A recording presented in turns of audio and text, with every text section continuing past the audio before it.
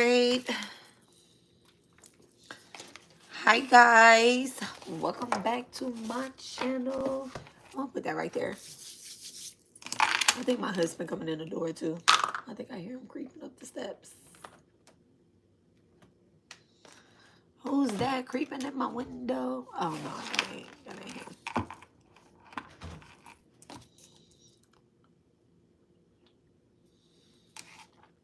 Hello.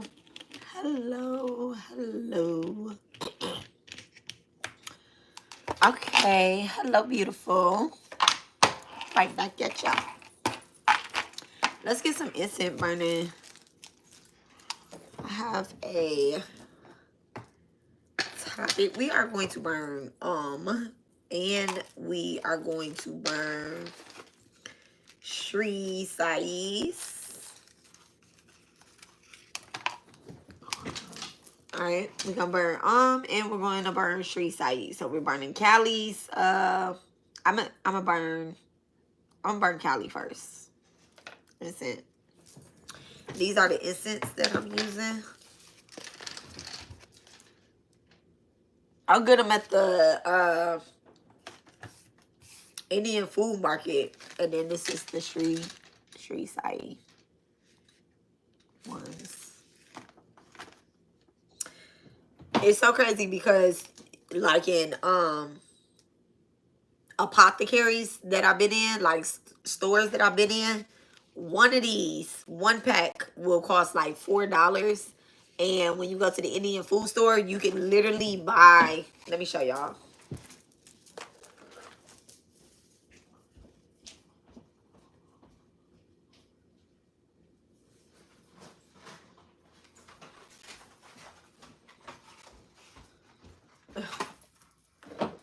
So I think 6 come in here. You can buy a big one like this for $2.99. And I think maybe 6 come in here. Let me see. Yeah, about 6. You know what? I might burn Sri Krishna too, because, and you know what? And I'm going to put these inside of here so that they are all together. All of the ones that's inside my desk. Let's just organize a little bit while we are getting started, okay? So I'm going to tell you guys a little story, a little backstory about spiritual hell and spiritual jail. Let me give y'all a little backstory, okay? Let's get the incense burning too. All right, so dear divine, please bless and charge me and the collective with the energy to bring a balance to our complete being, physically, emotionally, mentally, spiritually, financially, all of that other good stuff. 222, okay? If you watched the reading the other day, Gemini 222 came up in Gemini reading, and let me pause on that, okay?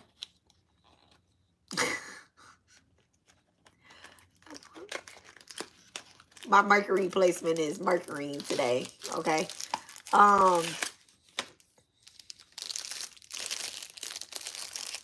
Interesting. Hello, Eva.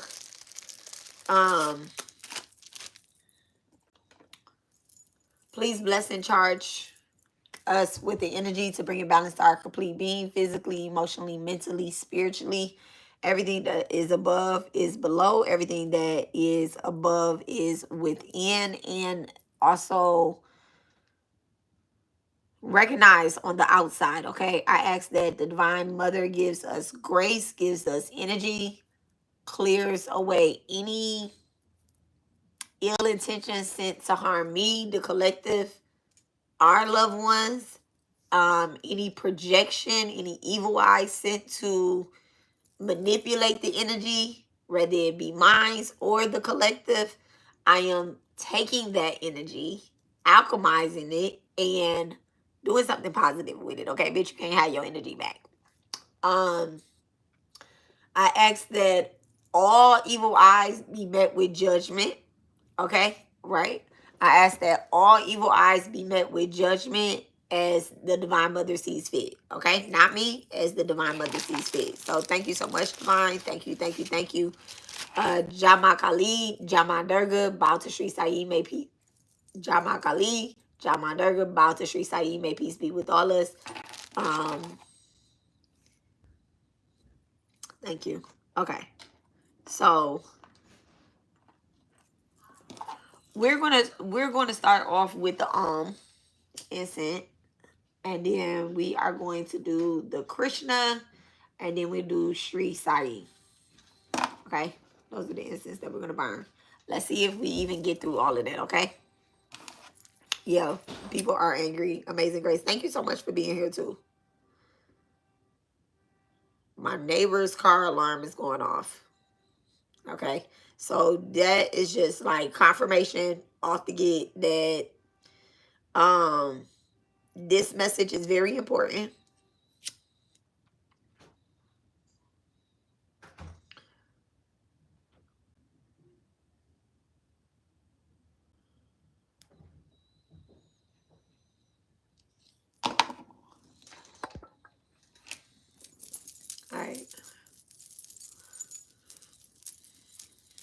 All right, so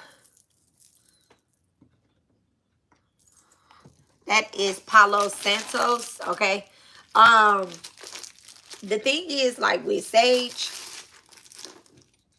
I don't mind burning sage, right? But a window has to be open, and I'm on my path. I'm supposed to be here. Exactly. Exactly. So I don't mind burning sage. It's nothing, you know, but sage, a window does needs to be open when you are burning sage, because it just makes the energies move around. Okay, they just move around. They be like boop, boop, boop, boop, boop, boop, boop. All right, they don't really clear anywhere. And sage is from my learnings, my teachings, sage is supposed to be burnt from the back of the house to the front of the house. Okay, so you pull them forward, bitch, go out the door. Okay, from the back of the house to the front of the house. So sometimes I burn sage. If y'all do see me burning sage, it is a window open. Okay, but I don't have a window open right now. I'm not gonna open the window because the way my kitty cat is set up, okay, him and his little cat homies will be talking, his Gemini ass will be talking all throughout the reading, okay, through the window. I don't have time for that. So we're not going to do sage. Palo Santos, what I usually burn is a sacred wood, okay?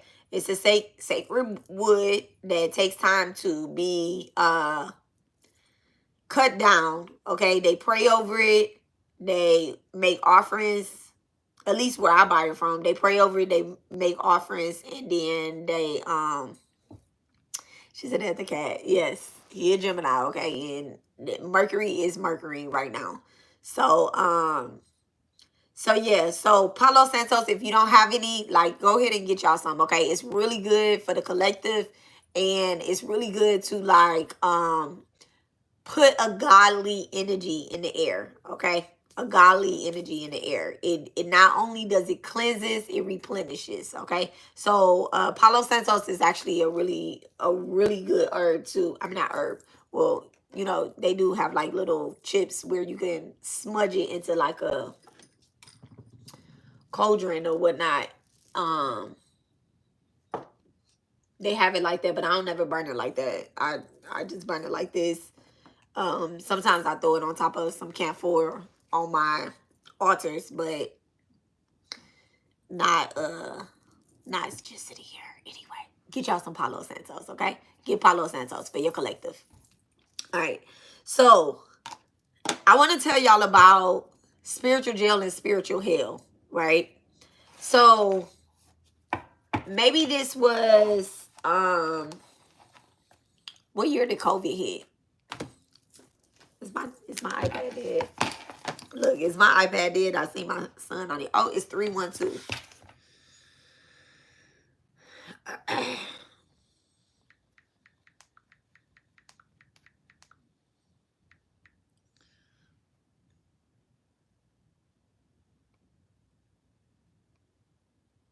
Okay, December 2019 is when COVID-19 hit. Oh, okay, COVID-19. Duh.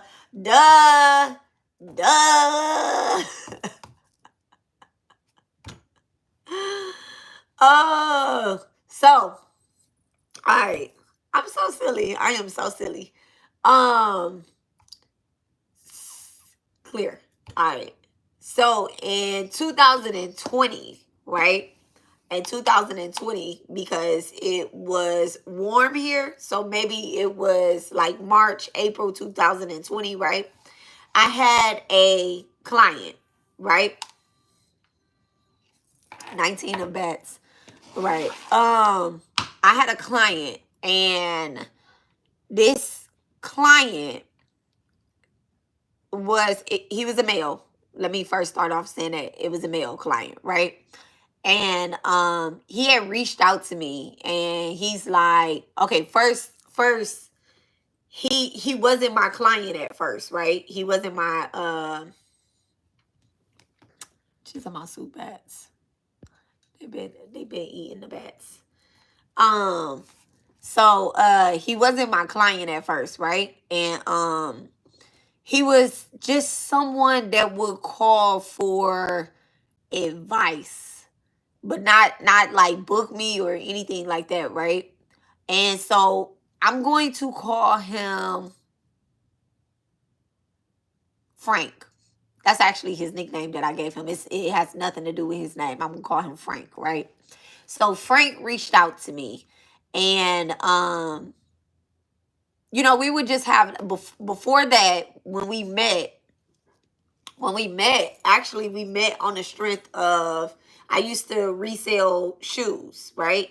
Like Jordans and Yeezys and stuff like that before, you know, Adidas did the Adidas app, before Jordan did, you know, releases online and stuff like that. So I used to sell like exclusive shoes, right? And so and I had a little kiosk, y'all, inside the mall where people would come get exclusive shoes. I had games and all that stuff, right? And so I met him off of the strength of that, right? And so he's a Scorpio. Let me first say that. He's a Scorpio. And it's always been very respectful. Like he knew, you know, he knew my husband and our children and stuff like that. He just really, you know, respected the whole game and stuff. He would buy all his girls, you know, I'm saying all his girls, because he did have like, you know, multiple friends that he had. And he'd always be like, can you give me this size? Can you give me that size or whatnot? I learned very quickly not to say, oh, you need a size 5. And he'd be like, nah, I need that 7. I'm like, I know you wear an 11. He was like, don't worry about it, you know? So I learned very quickly with him, like, just mind my business, right? And so Frank had reached out to me, you know, when he would be coming to the mall, when he would come to the kiosk or whatnot. Sometimes he is, you know, stick around. People always have opened up to me. Even then, I was doing my spiritual work, but I just wasn't. This is before 2020, right? COVID-19 hit December 2019. My kiosk was in the mall. I had a kiosk in the mall, and I'm gonna give y'all real dates here. Okay, not that it makes a difference, but y'all know when I be talking, I be liking to have facts and stuff. So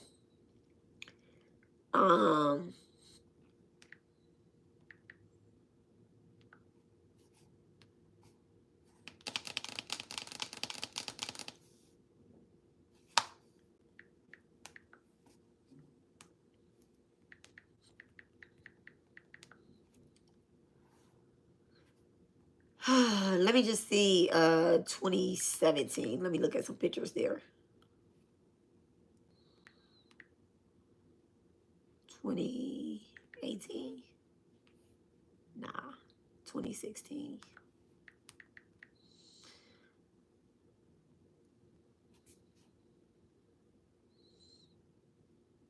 Okay.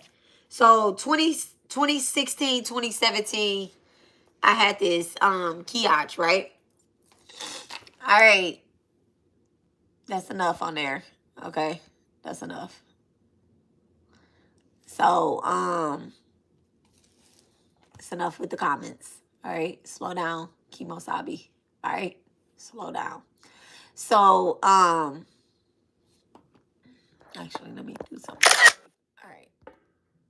So, I had this Kiach, and you know, he would come and he would talk. Everybody would come and talk to me and stuff, right? I mean, I'm a girl. I'm standing at a Kiach because it was me, and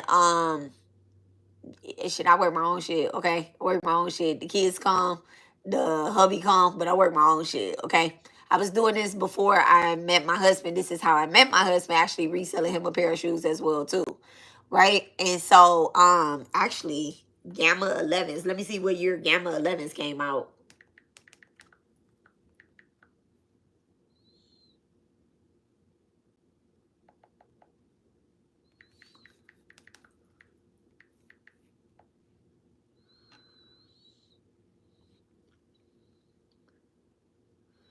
Oh damn, they getting ready to. Oh, they getting ready to come out on the 2025. Oh, okay. I don't keep up with release dates no more. Okay. My kids keep up with that. Okay, so I met him in 2013. All right. I met him in 2013. So he would come and he would talk, right? And so one day, you know, he was like, what you be praying? And I'm like, what you mean would I be praying? And so he was like, what are you? You a witch or something? And I'm like, no, I ain't no witch. I was like, I just, you know, I just be doing my thing. He was like, you got those witch vibes, right? And I was like, nah. So anyway, our friendship had progressed, right? And we was cool. So he would call me, he would talk to me about some things. I'll probably give him some advice. You know, did he take it all the time? No. All right. Fast forward 2019. It's like April, May 2019. And he had called me, and I'm like, what's up, Frank? And he like, hey, I need your help. He was like, you the only witch that I know. And I'm like, I'm not a witch. And he was like, you the only witch that I know for real though. He was like, I need your help with something. Hold on a second, I got to sneeze. 1 second.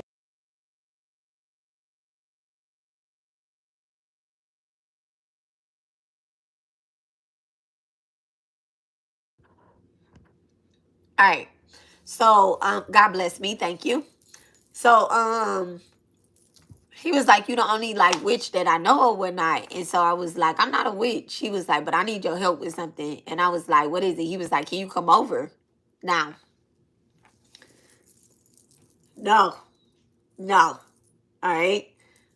Even though I know it was, you know, friendship wise, even my clients, the only time I'm ever going to your house, like if I have to do a spiritual home cleansing or something, I'll always have somebody with me, like my godmom or my daughter or my sister or somebody is with me, right? I have experienced a lot of not a lot, let me take that back. In the past, in my past lives, I experienced sexual trauma. And so I don't put myself in positions. And, you know, I'm not saying anything to bash anybody that's ever been sexual assaulted or anything. Okay. I'm sorry that happened to you or whatnot, right? But I just know my experiences, past life and present. I don't put myself in certain situations, right? And so it has kind of held me back from doing certain things, all right? Spiritual hell. It has held me back from doing certain things and walking into certain doors because I'm like, it's not intuition, it's actually fear. It was actually fear. It's not intuition. Okay? Intuition, I will consult with my spirit team. Fear is, I don't care what my spirit team telling me, I'm not doing it. I'm not going to a man's house who could do anything to me. Like, you get what I'm saying? And so he called me. He's like, I need you to come over to my house. I need your help with something. And I'm just like, no. I was like, we can meet at the we can meet at the Botanica, right? On Highway 6, which is my god's mom's Botanica. So I'm like, we can meet over there. And so he was like, no, I really need you. I need your help. It's something inside my apartment. And I'm like, FaceTime me. I was like, FaceTime me. He was like, it's not like that. He was like, okay, so this is real talk here, right? And I'm telling y'all script to script. I could leave out certain details, but it would just make more sense if I just was completely open and honest, right? And y'all know I'm an open book, so I don't care. You know, I don't care. So I used to be a dancer too, right? And my name was Cocaine Canada. And so, no, I never done cocaine, but I always had white hair, and everybody believed that I was from Canada when I had danced for Justin Bieber, and I told Justin Bieber that I was from Canada, and that's how I got in his section with him and Mayweather, okay? And from there, the DJ named me Cocaine Canada, okay? So, Cocaine Canada has just always stuck, and I was one of Justin Bieber's dancers, okay? Old life, it don't matter, right? Made a lot of money, I'm good, we good, okay? So he was like, okay, so Frank, him also, most of my shoe clients came because they all knew me from the club, okay? Not that I ever danced for them, because your girl cannot really dance. I'm just nice, and I carry that aura, and people will talk to me and be like, yeah, boo, you can't dance. You know, you could just be cute over here in the section. Like, why are you in the club? Okay. So anyway, so he was like, he called me Cocaine Canada. So he was like, he didn't say Canada, but he was like, Cocaine, like, I really want you to come over here. He was like, I need your help. You are the only person. He was like, you know, I don't be letting no stripper bitches into my house. He was like, but you the only person that I think can help me. And I'm like, I don't know about that. You know, I don't know. I was like, what about if I brought my husband with me? He was like, I don't care. He was like, I don't care. So I heard the desperation in his voice, that it almost sounded like he was scared. So I was like, all right, Frank, let me just think about it. Let me sleep on it, right? Y'all, I let like 3 days go by. Sleep on it. I had already made up in my mind I wasn't going. I was like, he gonna forget about it. He gonna find somebody else. I told him to go to my, to my godmom's shop. She'll help him. Whatever it is, she will help him. Okay.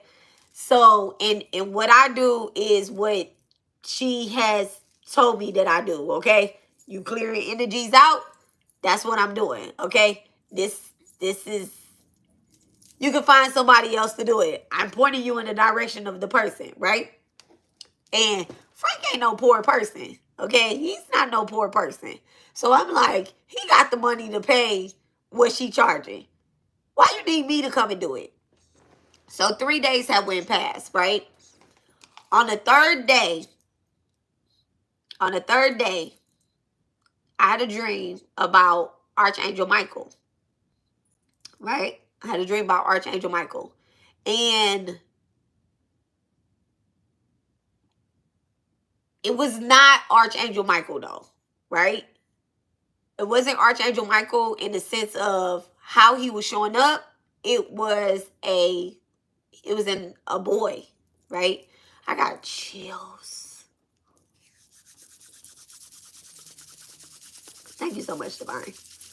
So in the dream that I had, I walk into a door, and I'm in the door. See, now I know where I walked into, so it's hard to tell this story like this, right? But I'm telling y'all the dream first because I'm giving y'all the order that it went in, right? So I come into this door, and things are happening, but I'm seeing like a spirit of some sort, right? And then there's this kid, and I immediately push the kid out the door, right? There's spirits going around in this place that I'm in, right? And I push the kid out the door, and I push on his chest, and he like, thank you so much, ma'am. Thank you so much. You saved me, right? He was like, and he like crying and stuff, and I'm like, what's your name? And he was like, oh, by the way, I'm Michael. And when he said that, I heard Archangel Michael, right? And I was like, Mike, where you stay at? And he was like, over there. And he pointed up. He pointed up to the corner. I didn't look that way to see what was up there, but he just said over there, right? And I was like, all right. And then boom, I woke up. As soon as I woke up, Frank called me. He called me. He in tears. He like, now he called me either cocaine or he called me Canada, right? But he called me on the phone and he say, Alexis. I'm like, you don't never call me Alexis. What's going on? I was like, what's happening? What's going on, Frank? Now, when he called me, I'm telling you, the dream had just fucking ended. And at the time, I wasn't sitting up on the side of my bed not taking phone calls or anything first thing in the morning, right? If I wake up, my phone ring, I'm answering that boy, right? So I answer the phone. And he like, hey, did you decide whether or not you gonna come and help me? And I'm like, you sound distorted. What's going on? He was like, I almost just killed myself. I was like, I'm on my way. Send me the address. Right? I pull up outside. I'm smoking weed then, right? I pull up outside. I got my Dowser rods. I grabbed this set of cards. This set of cards, right? Look at that. The Magician in reverse at the bottom of the deck. All that spell work ain't working, y'all. All that spell work ain't working. So I grabbed this set of cards, right? And I grabbed my Dowser rods. At the time, I only have my first set of Dowser rods. I don't have my second set. I just got the first set, right? The ones that I use for myself. And so I grabbed my Dowser rods and I grabbed these cards and I grabbed, you know, a few things that I use to cleanse houses and stuff, right? Energy, all right? This is my own bag of goodies that, you know, I got advice on using along the way to cleanse houses and stuff like that, to cleanse my shit, right? And so I'm sitting outside. I also got my weed, right? I got my weed. I'm sitting outside. I'm like, bitch, you drove over here too quick. Like, this nigga about to kill himself. What if he kill you too? You know? So I'm like, let me ask my Dowser rods real quick something. So I asked my Dowser rods, I'm like, am I supposed to go in there? They swinging like this. They like, yes. You supposed to go in there. I'm like, can I smoke weed before I go in there? They like, they swing around and they hit me and they say no. And I also hear, don't smoke weed when you go in there either. I'm like, so I can't even smoke with my nigga. My nigga about to take me out. I can't even smoke with my homie. Like, this shit is crazy, right? So I'm like, all right, go in. I go in and I'm like, what's up? So he got the gun sitting on the table and his eyes is red. Now, wait. I didn't go straight in. Let me tell y'all how this went, right? So he has a door. He meet me in the parking structure. First of all, I did not park inside of, so he lived in a apartment, and I noticed when he sent me the apartment, right? He was like, it's the 3rd floor, but make sure you on the right. He was like, make sure you're on the right floor. Let's say it's the 3rd floor, right? He was like, make sure you're on the right floor because all of the numbers are the same. So it will be 1A, 1B, 1C. So he lived on 1C, right? And 1C. So he was like, make sure that you know, when you get off that you're on the right floor because all of the numbers are the same. Don't go to the wrong apartment. So I was like, all right, you know, now I'm thinking ahead and I'm like, I'm not parking inside the structure because I don't know where the fucking exit is. So I'm going to park on the street and I'm going to walk my ass in there. And if I need to run out, I'm going to hit the steps. Okay. I'm peeping game. Okay. I'll be ready. I'll be prepared. So I was like, I'm going to hit the steps. I'm going to run down and I'm going to run out of the parking structure. Right. Because the apartments are above the parking structure. So I'm like, I got a whole game plan, right? So he like, why the fuck you park on the street? Why you even park on my, you know, like right here? You could have got out, you know, the elevator right here. I'm like, where the stairs at? He was like, the stairs right there. I was like, oh, okay. So I'm peeping all while we walking, right? So, cause I call him, I'm like, oh, I'm gonna catch the elevator up. How do I get on the elevator? He was like, why you ain't just drive up? He was like, you can't, you gotta. So I'm like, man, this is too much. This is too much. When I get to his door, I'm gonna stand up. When I get to the door, he opened the door for me, right? And he like, you know, like, go in, I'm going in behind you. I'm like, no, you go ahead and go in. So when he go in, right, I swung. I don't know what I thought he was doing. He had reached over me, but he really was just opening the door for me. And I'm like, go ahead and go in. I'm going to go in behind you. So when he go in, I don't lock the door. I ain't lock the door. Like, bitch, we not getting locked inside this bitch. No, I don't know what type of locks you got on this bitch. Okay? I don't lock the door. I leave the door unlocked. All right? That's the first clue. So we in the apartment now. Now, he got a 1-bedroom apartment. And so when you first walk in, it's the kitchen space and it's a counter right there. So he got the gun like on the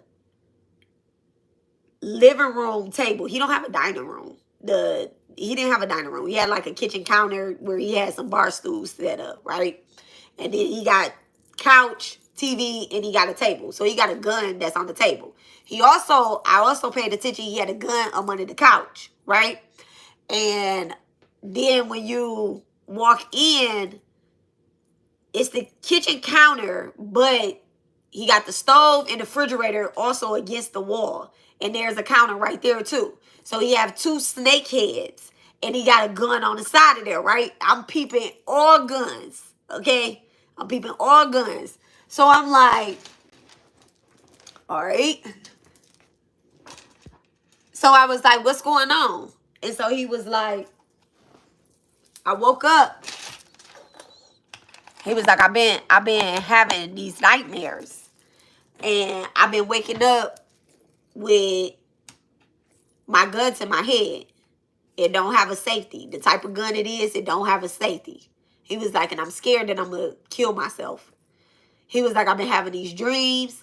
I've been in my bed, not being able to move. And I have my gun in my hand. But I feel paralyzed when I'm in my bed. Like, he's telling me all of this. And I'm like, you know, I started getting hot in his space.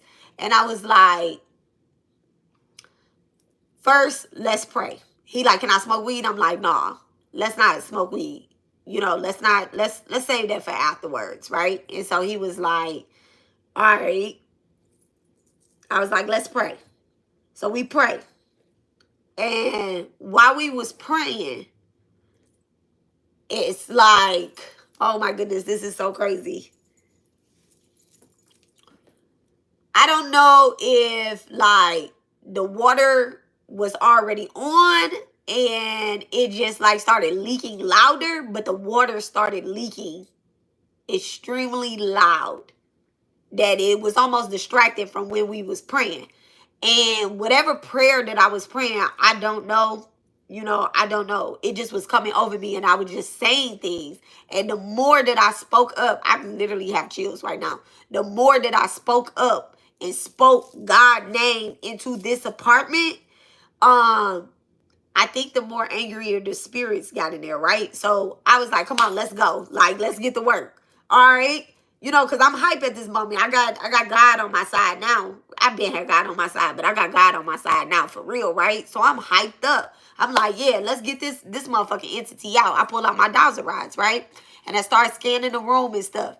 And okay, I'm still me. Okay, I'm still me. I'm hyped up. But I ain't losing myself. I gotta be aware still, right? Spiritually aware now. Cause I can walk into another room, the motherfucking spirit jump on him, and next thing I know, he ta-ta. Alright? Bitches prepared. So I'm like, follow me. I was like, follow me. Show me where your bedroom at. So we go in his bedroom. I'm very strong, right? I'm very strong. Okay. Listen, very strong. I'm one of those macho women that I'm like, I don't know how the fuck I'm picking up furniture but can't open up a jar type bitch, right? We go in his bedroom. He got a king size bed. I was like, hey, let's pull this mattress up. Let me flip this mattress up. Man, he was like, why? I'm standing on his mattress and everything. I got my Dowser rods and they just going crazy. Like, it's here. It's right here. And I'm like, it's something in this mattress. And he was like, man, I be feeling like I'm sinking into this bitch, right? And so I'm like, come on, let's flip this mattress up. Like, I'm clapping. I set my Dowser around. I'm like, come on, let's flip this mattress up. So he like, all right, flip the mattress up. There's a pair of panties in the middle of the motherfucking mattress. It's a fucking pair of panties in the middle of the mattress. I'm like, oh, bitches is doing hoodoo. Hoodoo. Not voodoo. I know better not to blame it on a religion, right? I know better, all right? I'm like, bitches is doing hoodoo on you. All right. Let's go back in the front. All right. So the panties is right there. He like, what I need to do with them? I'm like, okay, let's move these, right? I use my Dowser rods and I moved them out the way, right? I placed them into a jar that we're going to burn later on, right? We got things. It's more than just the panties that was around that bitch, right? And I'm like, a woman live here? And he was like, nah. He was like, and I really only had 2 bitches over here for real. He was like, other than that, you know, I go to a room. So I'm like, okay, well, this bitch's stuff up in here. He was like, I don't know whose stuff it could be. So then I'm like, well, you say you only had 2 women here. He was like, but they would never do nothing like this. Like, one of them is, okay, this is the bad part here, right? So it was 2 girls. Both of their names was Jessica, okay? Both of their name was Jessica. And he had told me before that he messed with 2 girls with the same name so that he could never slip up, okay? I'm like, that's stupid. That's stupid. Well, he slipped up because the bitches found out about each other, okay? So he like, this gotta be the Jessica from New Orleans. Like, the Jessica from Houston would never do nothing like this. She don't even know shit like this. I'm like, just because she from New Orleans don't mean that she the one that's doing this. You'll be surprised. So he like, I don't know. He just kept blaming it on the one from New Orleans. And I'm like, and the more he said it, I'm like, I don't think it's her, right? I was like, it's really giving, we'll get down to that, right? So I'm like, it's still something around here. So I'm using my Dowser rods and I'm searching. So I said, hey, where's the gun that be up under the bed? He was like, it's on the table. He was like, I put that bitch in out of sight. It's over there on the table. So I'm like, let me see that gun. So I was like, first of all, unload this bitch, okay? Unload this bitch, because I don't play with guns. I don't do that, right? So I was like, let's unload it. Take all the bullets out of it. Take all of them out, right? So I have my guy with me, right? I have my guy with me. So I'm like, take all the bullets out. Let's put the bullets in here, all right? Let's put the bullets in here. So we got the bullets in our Ellegba, right? I'm like, put the bullets in there. So that's one thing. I was like, and then, matter of fact, let's unload all these motherfucking clips in this bitch, right? So he was like, man, I feel like, I don't know. Because he cautious too. He like, bitch, I don't be having no dancers and no strippers in my shit. You a dancer at the end of the day. He was like, bitch, you better not be trying to set me up. I was like, hey, you called me over here. I didn't call you. I said, he was like, but you said you was going to bring your husband. You ain't bring your husband. I'm like, Shit, because you called me crying. So I just came. I don't know. He started feeling like maybe I was going to set him up or something. So I told him, I said, all right, you got a gun over there you got a gun that's over there that's behind the snake. Don't unload that one, but we ain't going over there, right? We're not going over there. Mind y'all, it's by the door, right? I said, don't unload that one. We ain't going over there. So he like, all right, bet. He unloading all of the clips and stuff. He putting all of the bullets inside here. And I mean, like, this boy was, I'm like, come on, we got to make them all fit. I love my guy.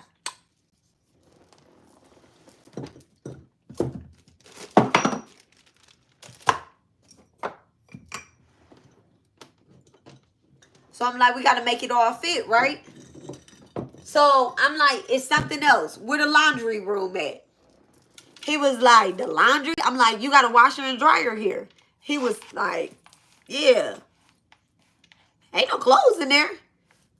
All right. Show me where the washer and dryer is, though, because that's where the water line is. That's where the water connection is. All right. I'm like, come on. Help me move this dryer. Help me move the dryer. So y'all know on the back of the dryer, there's this foil thing that goes to the outside. It's like a duct thing. I don't know. Okay. And on the back of the water, on the washer, there's a line, a water line, right? So I'm like, help me move this dryer. I need to move this dryer out. Like, I'm seeing things in my mind's eye on where things are placed around this house, right? So he like, you rearranging furniture, you picking up shit. He was like, I don't want to find nothing else. I said, you don't want me to clean this bitch? He was like, man. I said, come on, move the dryer. So we moved the dryer. Another pair of panties tied behind the dryer. Another pair of panties tied behind the washer. Like, they tied.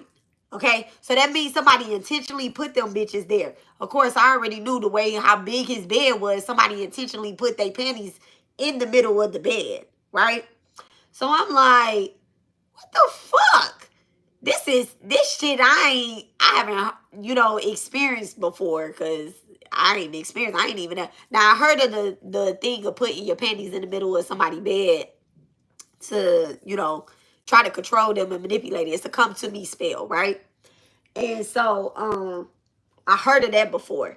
But the washer, the dryer, I never heard of that shit. I never heard of that. That was the new one for me. So I'm like, all right, come on, let's get this shit. So we collected all along. We collected like 5 pairs of panties. Okay, 5 pairs of panties. I put the dowser rods down. Now I'm like, come on, let's go back to the front. It's all clear in here. Oh, no, wait.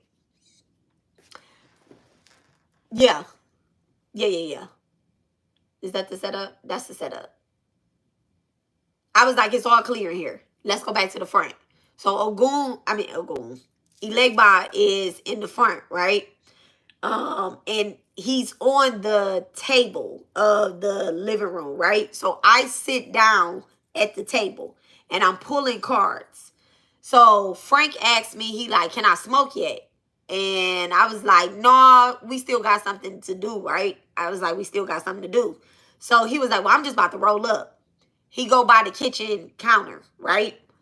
Not this side of the counter where the bar stools are. He go on the other side of the counter where the gun is, okay? Where the stove is and where the refrigerator is. He goes to the refrigerator. He goes and grabs something out of the cabinet above the stove. And now he's facing me, but he's on that side of the counter. I'm sitting on the couch. I'm in front of Ellegba and the bullets, right? So he's rolling up his weed. And I'm sitting there and I'm pulling cards and I'm talking to him, right?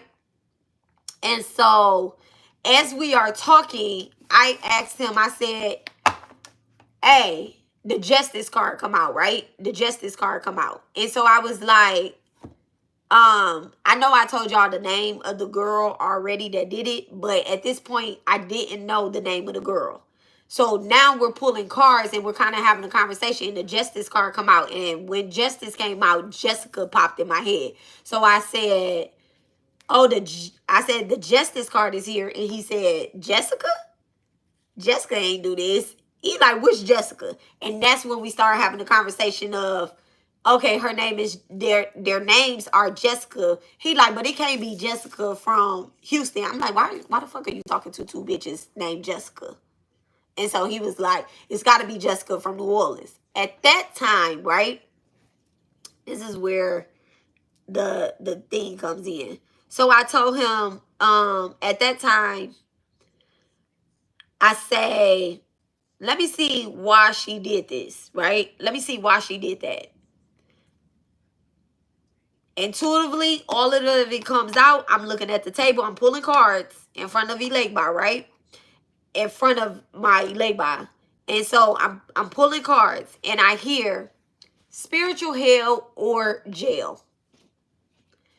This is basically a spell. I'm getting the downloads. I'm getting the messages. This is a spell of loneliness. Either he was going to be with her or he was going to be in jail. And he like, so what she told on me, you know, okay, what she told on me, like what she mean I'm going to be in jail? At that very moment, I did not lock the door. A kid walks in the door. He walks in the door. He see me. The kid is looking at me sitting down. He doesn't look to the kitchen. He's just like this. Go ahead. He's looking at me. The kid asked me, he said, who are you? He turns around. Frank says, pulls the gun, and he say, who the fuck are you? Okay? At that moment, everything just went fast. I jumped up. I jumped in front of the kid. And I was like, hold on. Hold on a second. I got chills all over again. Thank you, God. Okay? I jumped in front of the kid. And I'm like, he got a school ID on, Frank. There's a high school that's over there. It's called West Side, right? West Side High School. I jumped in front of the kid. And I'm like, hold on. He has a school ID on. The kid instantly starts like, oh my God, oh my God, oh my God, oh my God. I'm like, Frank, wake up. Like, I could see the craze in his eyes. Like, you know, like, if I don't know. It was God. It was God. It was the angels that literally kept him from pulling that trigger, because if he would have shot based on where he was pointing it at, he would have hit me. He would have hit the boy in the chest, but he would have hit me in the head. Okay? And everything just went fast. I don't know what made me jump in front of this little boy, but I jumped in front of this little boy, right? And I'm like, Frank, it's a kid. This is a kid. This is a kid. And I'm just saying that, and I'm like, oh my God. That's what I said. Oh my God. And he snapped out of it. He was like, and Frank started crying in the kitchen. He crying. He threw the gun like down or whatever the case is. And I pushed the boy out of the apartment. I pushed him out. And I was like, hey, where you live at? And he was like, I live in 414. I mean, 4, what are we on? A, B, C, D. He say I live in 1D. Okay? I don't remember what the apartment's numbers was for real, right? But he lived 1 floor up. And remember, I had already got warned to make sure I get off on the right floor because all of the numbers are the same. So he lives 1 floor up. And so I say, come on, let me take you up there. Let me tell your mama what happened, right? And he was like, oh my God, he almost killed me. He almost killed me. You know, and he a black boy, so he talking to love. I'm like, why are you out of school? It's fucking 1 o'clock. Why are you out of school? He was like, man, we had a half a day. We don't have no school. It's a break or whatever the case is. Like, I guess they was going on break, so they had a half a day. So I'm like, oh my God, like, I'm scared. I'm nervous, right? Because I'm like, oh, his mama about to beat my motherfucking ass. I'm about to take this little boy to his mama's shit. And if somebody pull out a gun on my mama, on my kid, I'm about to beat somebody's ass, right? I'm like, let me explain it to your mama, right? I'm like, okay, come on, let's, like, you know, where we going? Where we going? Lead the way. I left Frank ass in the apartments. And so the little boy turns to me as we walking, because he still shook up a little bit, right? And I'm walking kind of behind him. He turned to me, he say, "Oh, by the way, I'm Michael." I was like, "Huh?" He was like, my name is Michael. And y'all, I got chills telling this story over again, right? I told this story before on my page. And so he was like, "Oh, by the way, I'm Michael." And I'm like, "You Michael?" He was like, "Yeah, Mike. I'm Mike." And so I was like, "Okay." I was like, so I explained it to his mama what happened, and she was like, "Oh my God, baby." Like, she was very understanding too. She was like, "I hate these apartments." She was like, I was like, "I didn't lock the front door." I was like, "And this the hood a little bit. It ain't the hood though, but I said it's the hood, okay?" I was like, "It's the hood. We black." I was like, "We not used to nobody walking in our shit." At the time, there was this other thing that had happened where the person had walked into the wrong apartments and got killed somewhere out here in Texas, somewhere, I don't know, or Dallas or something, I don't know, right? So I'm just explaining to her, and I'm not blaming the little boy, and I'm also taking a lot of accountability. I was like, "It's me. I didn't lock the door." I was like, "But I did not." I was like, "He's scared. Just comfort him, and just." This is a lesson for everybody. One, we got to remember to lock the motherfucking doors. Two, he got to pay attention to where he's walking in, what he getting off on, right? And so he was like, I really wasn't looking. He was like, I was on the elevator with my friends and shit, they got off on their floor. And I don't know how I even clicked this floor. So I go back to the apartment. Frank is like,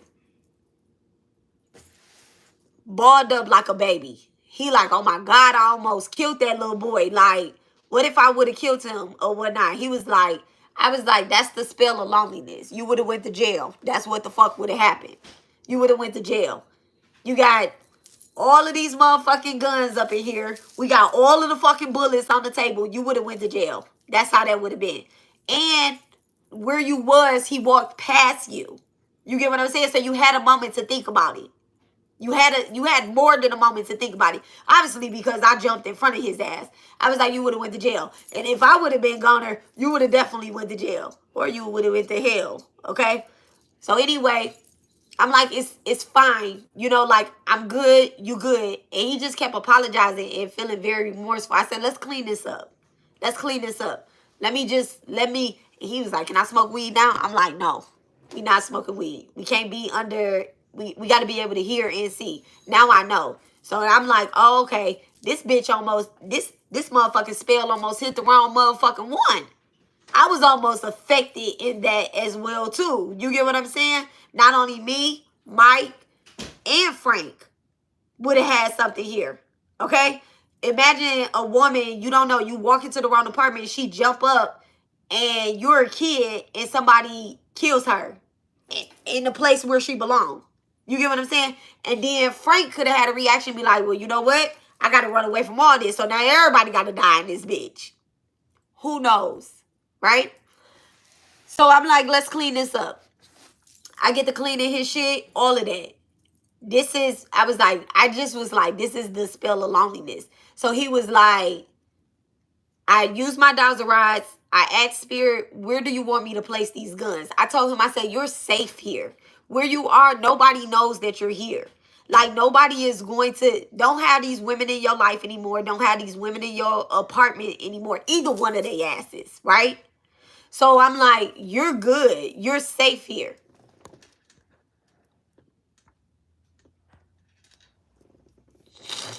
Easy.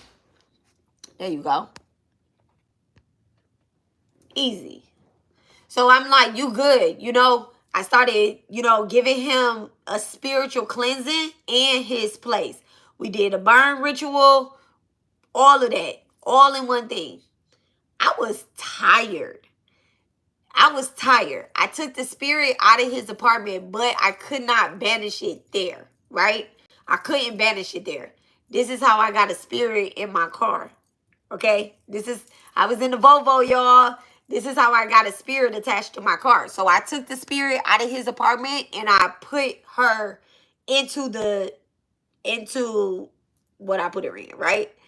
And I called my godmom. She like, I'm not at the shop, because we right down the street from her shop on Highway 6, right? He lived at Highway 6 in, he lived at Highway 6 in Westheimer. The shop is on Highway 6 in Bel Air. So I'm like, I called her. She was like, oh, I'm not at the, I caught it. Hello, everybody. Hey. So I'm like, she like, I'm not at the shop right now. I was like, all right, but I really need to get this spirit out my car. And, you know, whenever you do a spiritual cleansing, that entity has to be walked into the light.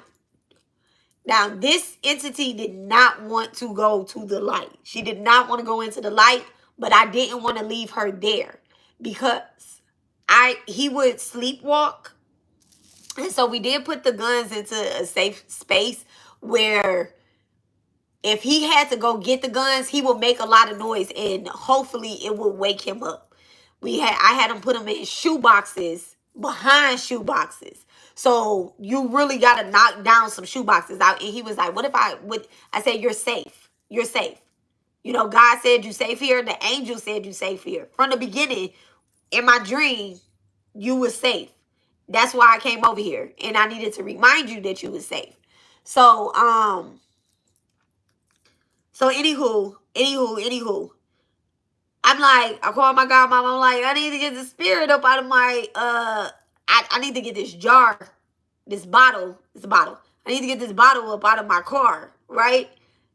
She like, all right, bring it to the shop tomorrow.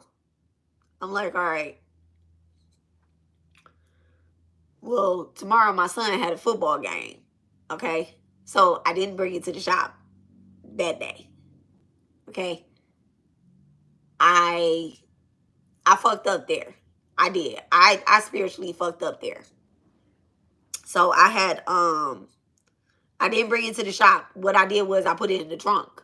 Because I was like, oh, I don't want nobody to see the bottle, try to open it, think that it was something in there, right? Because essentially, like, I'm not going to show y'all what I use, but, yeah. I didn't go to her shop the next day. I went to her shop a couple days later, and she was like, oh. Right then and there, she told me, she was like, you need a new car. I was like, why? She was like, you know, cars have computers in them. And I was like, is my computer malfunctioning? She was like, it will be. I love my godmom, man. I love her. So, yeah, a lot of shit happened with my vehicle after that. Like, it would still run and stuff, like, you know, because I'm protected. And it would still run. And I did let all of my family know it's a spirit in my car. It's not going to attach to y'all. It's not going to attach to y'all. It's going to stay right where it is. It just wants to fuck up my vehicle. Okay. And that's what it did, essentially. And not a new car. Yes, I did need a new car. And so, I went to go get my radiator fixed, right? Like, the radiator, because the car would start running hot, right? Because the spirit was running hot.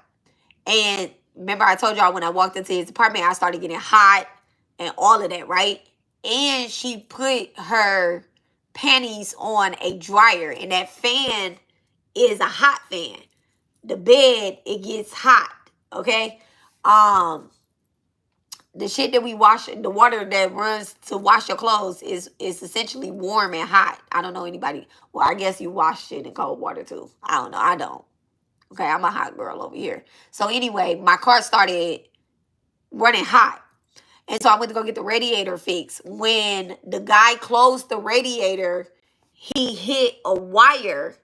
And the wire didn't allow me to open the hood anymore. So I will be pressing the button because it's a Volvo, so it's a fancy car. You got to press a button to open the hood. Not like the old school where you could just, you know, put your finger up under there and pop it open. So you got to press a button. And so I would be pressing the button to open it and it would never open. So I took it to a body shop and they was like, oh, the wire is trapped. And whoever fixed your radiator, that's what happened. All right. Got that fixed, right? In the midst of doing that, of trying to get it fixed, I slammed my finger in the door of the car. And this about to sound so crazy. When I slammed my finger in the door of the car, the door was locked. And I didn't have my keys in my hand. So I'm sitting there with my finger slammed in the door. And I had to calm down like, okay, pain is a fucking illusion. I had to reach in my pocket, call into my house and say, bring the keys. My finger is stuck in the door. And I did that very calmly. And then I screamed once, the door was open. Okay. And then I had a leak in the engine that nobody could find. So I was like, my godmom was like, you ain't tired of that car yet? I'm like, man, it's a Volvo though. If I run it up to 500,000 miles, they gonna give me a free one. She was like, get rid of the car. So I sold the car. Like maybe like half a year later or whatnot. I ended up selling the car. So anyway, so I'm talking about spiritual hell. This talk is about spiritual hell and spiritual jail, right? So these things happen when you are a spiritualist and you are doing spiritual work, right? We have people that wish us to go to hell, people that, when you help certain clients, you take on a karma, okay? Nobody is exempt from karma. You take on a karma and things happen for a reason. And you have to cleanse yourself properly, okay? Even with doing, readings and stuff like this. That was one of the lessons in here. And then the other one was listening to your intuition, okay? If you work with archangels, you work with deities, they are going to guide you to the right thing. If you are being guided to the wrong thing, you find out real quickly, okay? You will end up in spiritual jail, and you will not be receiving any downloads, and you will feel as if your intuition is only giving you messages about, actually, I don't even want to say they're giving you messages about yourself. It's like a blocked intuition. You will feel very lost, okay? It's as if the only way you have to turn, because Archangel Michael, Archangel Metatron, Archangel Raphael, Archangel, all archangels, right? All principalities, all powers, all, y'all, let me get the book.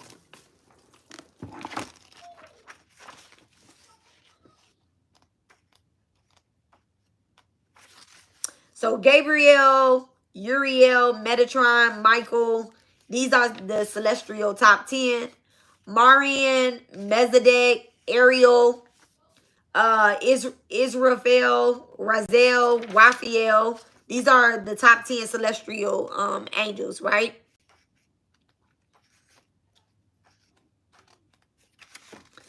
So the ranks of the angels, not ranks as in 1, 2, 3, 4, but really it is ranks. So you have regular angels, right?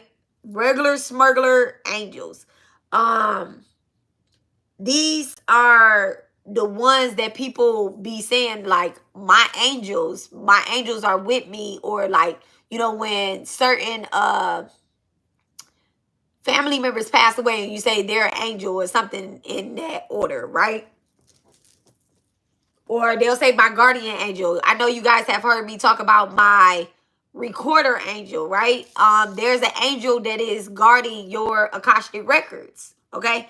That's an angel, all right? Then you have archangels. You have principalities, okay?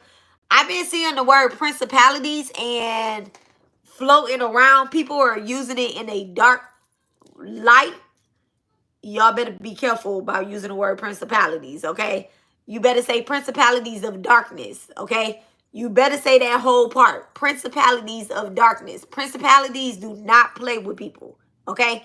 They don't give regular people downloads either. If you are not into politics, I'm not talking about internet politics, but like real politics where, like for example, Trump would be a person that will receive messages from a principality. He's over a whole nation. Okay? As bad as the next person want to be Trump, they're not. Okay? Trump was chosen to be in the place that he in. Obviously, he won the election. I did not vote for him. Y'all don't be mad at me, okay?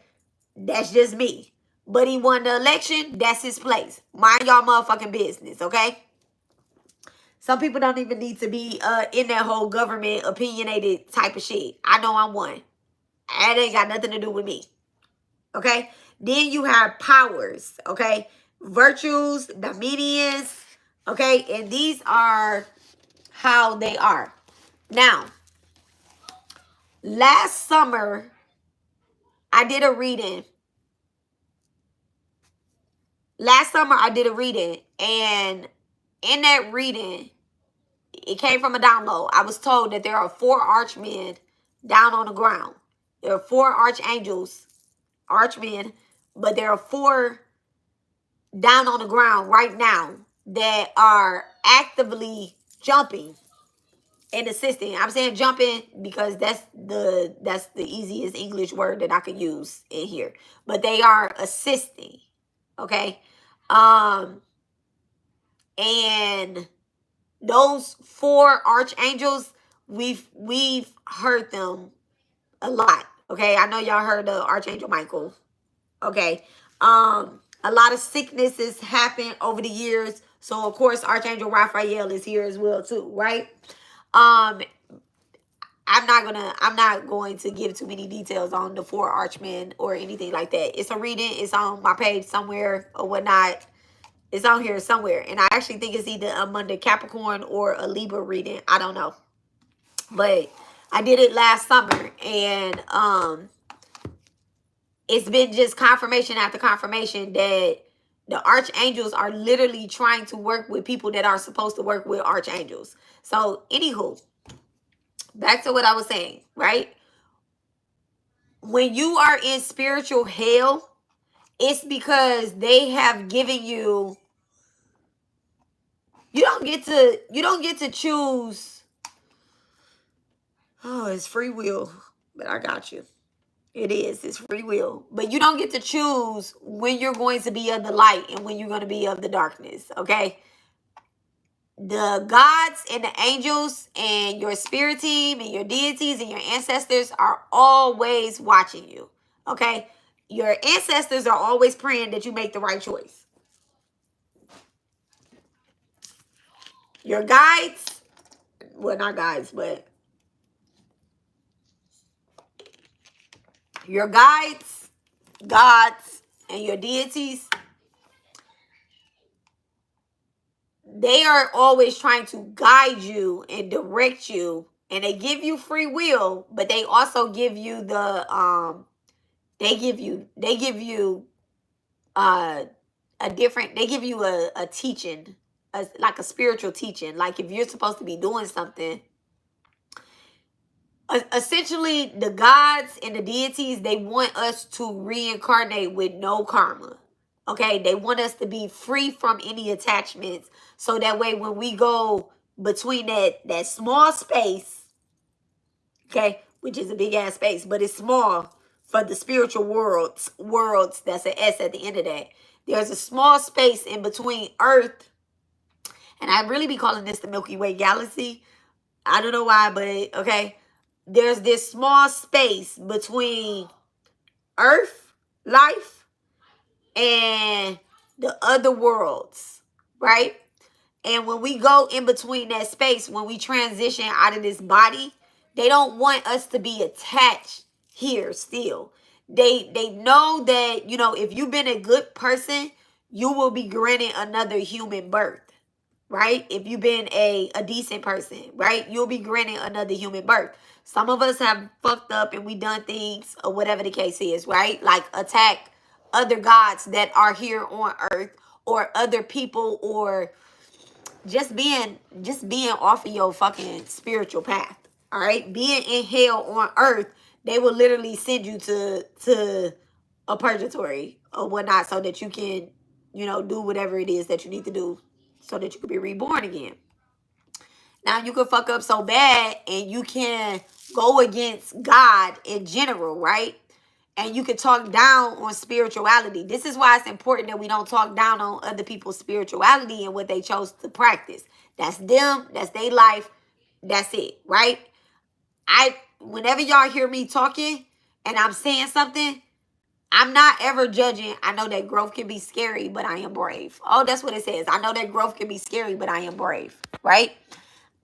When y'all hear me talking, I hope that y'all understand that I'm kind of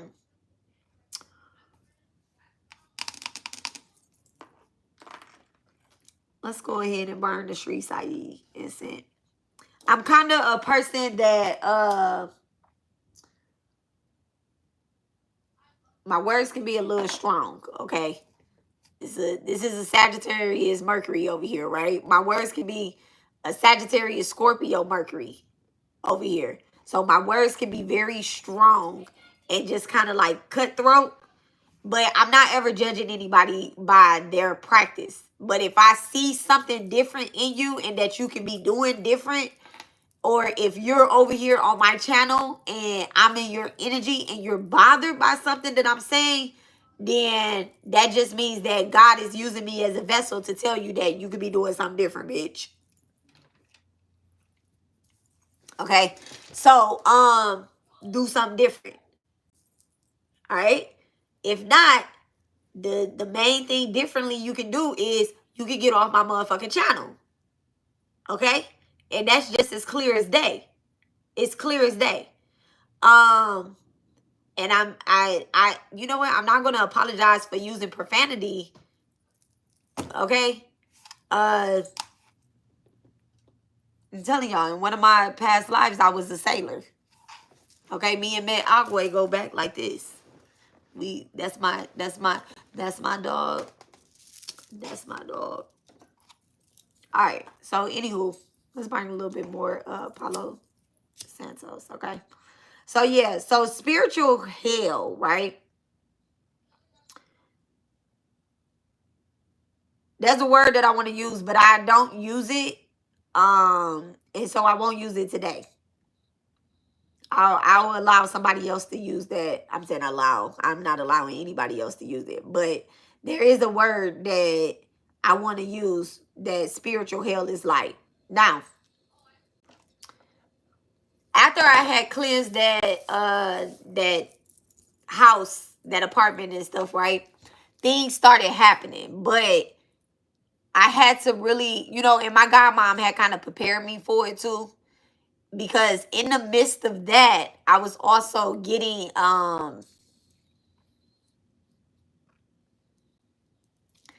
was getting my third eye bust open, right?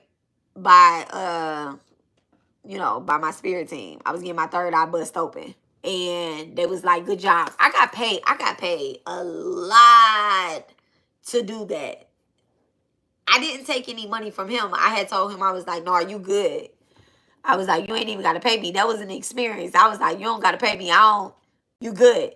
That's the other thing too. Like when you do something like that, you are supposed to take a payment from the person so that, you know, the spirit don't be like, these spirits is crazy. That spirit was very jealous. That spirit was very jealous that he had called me, that I came over there, that I did that. She started, after all of that, she started stalking him. And he ended up moving.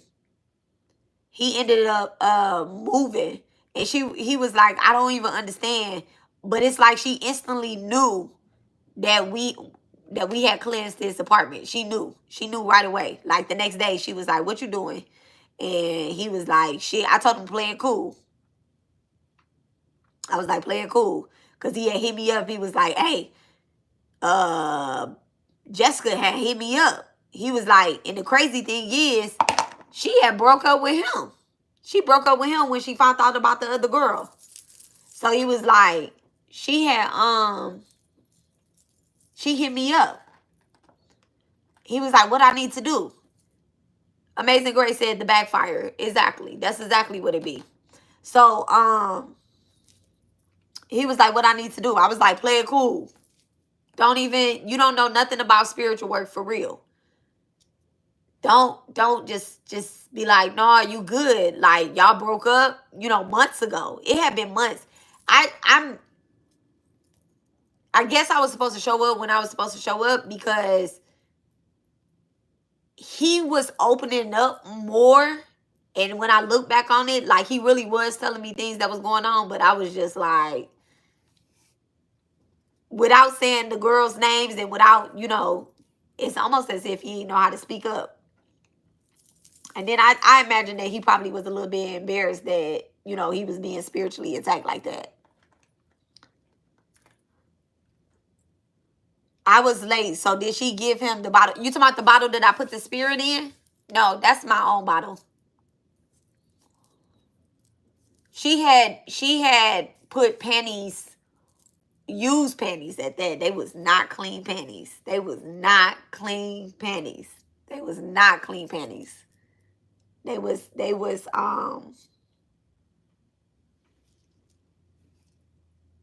period panties.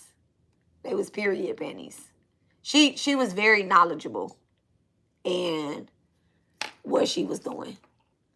Yeah. And so but we burnt the panties I burnt the panties at the apartment. I burnt the panties. He burnt the panties at the apartment, not me. But there's energy tied to the panties, but there was a spirit from my dream that I had when I pushed the boy out the door. I didn't see Frank. I didn't see anything. I seen spirits around the apartment. So, man, it was like, y'all, if y'all could see me, I was like this with my spirit spray at. Here you go, right here. I was like this.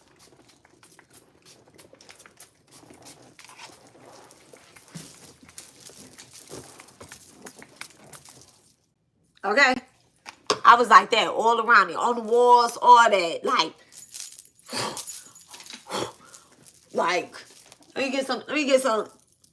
Y'all, this is Lang Lang oil right here. I was like, okay? I was all over that boy. Okay? And that's not, I'm not ever that dramatic. I'm not ever that dramatic. I cleansed other people's places too. I had people that buy a property and then they moved in. I went and cleansed their space before they moved in because it was off some slave plantation stuff or whatnot. And their kitchen had caught fire as soon as the house had sold. Then another person, they had electrical problems.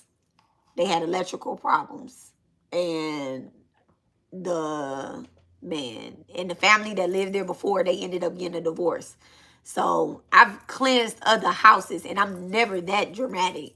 But that shit, that girl, I don't know if she went on Pinterest and got some spells or she just had that shit in her blood and she just, I don't know where the fuck she got all that shit at. Plumbing problems too. All of that shit. And so, I was very grateful that he had called me though, because I learned a lot in that whole experience. And so I ended up getting paid. I was sitting in the car, right? I got in the car. Man, I got in the car and I was like, oh my God, thank you, God. Thank you, God, for getting me up out of there. Oh my goodness. Thank you so much. Oh my goodness. Archangel Michael. I drove right. I didn't drive right to the Archangel to the Michael Church, which is off of Sage and like by the Galleria, not close at all, right? So I was like, oh my goodness, thank you so much, right? Thank you so much, right? I don't know what that means. I don't know what that. I know what repent is, and it's a repent, Lord Jesus, but I don't know what you're saying, and I'm already, having a feeling. So you need to be clear in your comments, because I don't want to put you on timeout and you really not here on that type of time. So be clear on how you commenting, okay? Because I'm already feeling the feeling. So anywho, thank you so much. Clear. So I got in the car. I pull out my Dowers in my car. And that's why I end up putting the spirit in the trunk. I got out of the car and I put the spirit in the trunk. And I guess, you know, spirit, okay.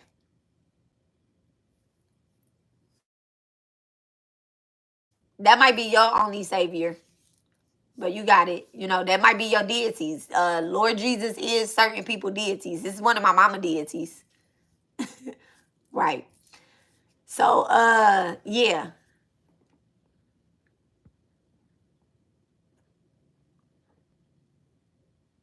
There you go. Bye. So, anywho, now you can sit back in the cut quiet. Because I had seen you commenting before too, but I ain't gonna let you disturb me. So, anywho, I put the spirit in the trunk. And so I'm using my Dowers and I'm like, can I smoke weed yet? They was like, they hugged me. They had swung and hugged me. Actually, I'm gonna grab the Dowers that I use.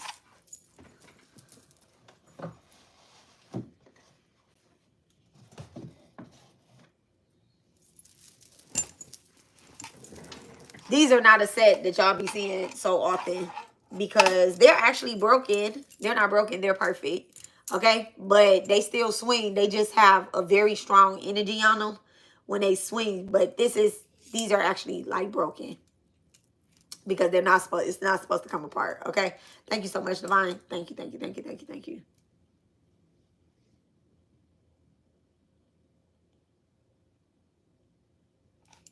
All right. Do I have permission to douse? All right. So they had swung and hugged me like this, like. And I was like, okay, thank you, thank you, thank you, thank you, thank you, thank you, thank you, thank you, thank you. I just kept saying thank you. And then I was like, can I smoke weed? And they did this. No. Okay. And then they like started like tapping me like, you can't smoke weed. We already told you can't smoke weed. I'm like, I need to smoke weed. So anywho, right after that, I had put them down. I put them in the trunk. I put the spirit bottle in the trunk. I put them down or whatnot. And right then, I get a deposit on my phone for like almost $10,000. Now, my godmom had already told me, she was like, the way you are and who you are and what you are meant to do, you don't need to be charging less than $7, $8, $9, $10, $11, $12, $13,000 to clear somebody's house. She was like, you don't need to be charging less than that. Now, my godmom, she charged bank. She charged bank. I'm like, you just came on another page? That's cute. Anyway, so I'm appalled. I don't even feel comfortable charging nobody that. I'm like, no, if somebody need help, you know, cleansing the energy off of them. She was like, after the thing with my car, and I went to the shop and I was talking to her, right? And she was doing a head cleanse on me. And we sat down after she had got done. And she was like, you got a question? And I was like, no. She was like, you have a spirit behind you. And I was like, is it a good spirit or a bad spirit? So she was like, yeah. But they reminded me, they was like, so they was like, let me check something real quick. She was like, they reminded me to bring this up again. And I was like, what? They was like, how much do it cost for you to get a new car? I was like, I don't know. I ain't about to get a new car, right?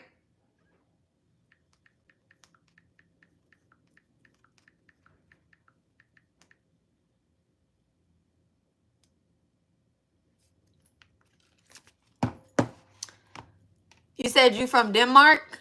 Oh, what time is it there? That's crazy. So,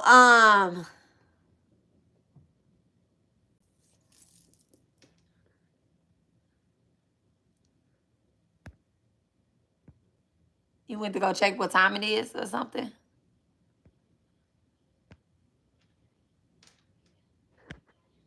Right.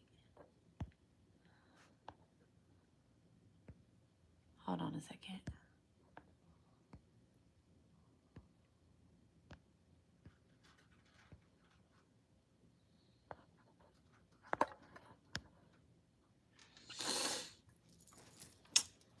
So, she was like, the spirit is reminding me to ask you, you know, how much does it cost to get a new car? And so, you know, we just shooting the shot and shit. And I'm just like, I don't know how much it costs to get a new car because I ain't getting a new car. So she was like, you need a new car. I was like, man, come on, just do the headspace. I'm not getting rid of the Volvo. And so she was like, it's going to cost you thousands of dollars to get a new car. She was like, well, you could just wait and just not have a car. I was like, I just won't have a car. I was like, it's cool. The car got me up here to the shop. She was like, Alexis, you need to be charging money when you do stuff like this. You can't just be charging hundreds of dollars. And I'm just like, I hear you. I hear you. I'll put that subscriber thing on too. So, yeah. So I got I had got the money or whatever. I didn't buy a car with the money that I got. Okay, I paid my rent up because again, this is COVID-19 and I had quit my job. I quit my job like the month after this. After this happened and I had got that money, I quit my job and paid my rent up. So that's how that went. So, spiritual hell, right? Essentially, Frank was in spiritual hell, okay? He was experiencing thoughts of suicide, thoughts of also unaliving somebody else, and, you know, having, I don't know what it's called when you when you're dreaming, I forget what it's called. When you're dreaming and you can't move out of the bed, okay? And you can't move out of the bed. I don't know what I forget what that is called. But it's just basically like you feel stuck, paralyzed or something in your dream state. And so that's what he was going through, right? And he like, somebody is attacking me. And true enough, it was somebody attacking him. So after we did all of that, so you do need to make sure that sleep paralysis, that's what it's called, sleep paralysis. So you do need to make sure, like, if you are experiencing like sleep paralysis, that, you know, you do certain things to alleviate that.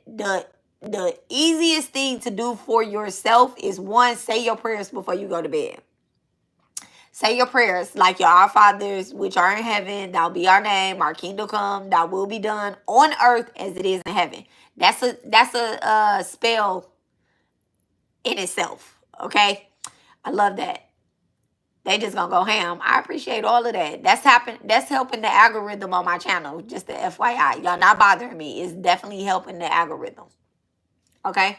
So, when you are experiencing something like that, the other thing you can do is sleep with a glass of water up under your bed. Okay? Sleep with a glass of water up under your bed. And then I personally, I have, if you work with deities have elements that they like, right? They have elements that they, even praying, nothing, even after praying, nothing helped. I used to go through that so bad as a kid. I stopped. What's GTS? Girl, you know I'm old. I don't know what GTS. Even after praying, nothing helped. Probably was saying the wrong prayer. That too. You know, that too. I've noticed that. Oh man, listen. This is spiritual hell right here. Right here, what I'm about to say. Oh, even after going to sleep, I stopped going to sleep. Even after praying, nothing helped. So this right here is another spiritual hell too, right? You could be doing the wrong type of, you could be in the wrong type of religion or the wrong practice or the wrong pantheon from the get. Okay? And so those deities don't work with you. They don't help you. So like I just said, I'm not saying nothing about Jesus, but I just know that Jesus isn't one of my deities. You know, it's not one of my deities. When I was, you know, me personally, when I was dealing with Jesus and putting him to a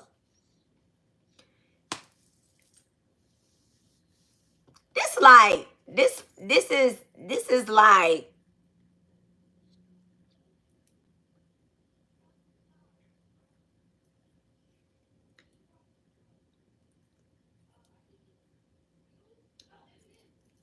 I don't want to say the whole Christianity didn't help me, right? Because it did. It did. But Jesus as a deity, and I put Jesus as our Father, it wasn't working. It was not working. Okay. So you have to make sure that you're following the right pantheon, and that you're also, I was just about to say that. I was just getting ready to say that. I can't make this up. Lori said, I wish I would have known then. My mom kept telling me to reject them, and it was just absolutely hell. You got to make sure that you're teaching your kids the right thing too.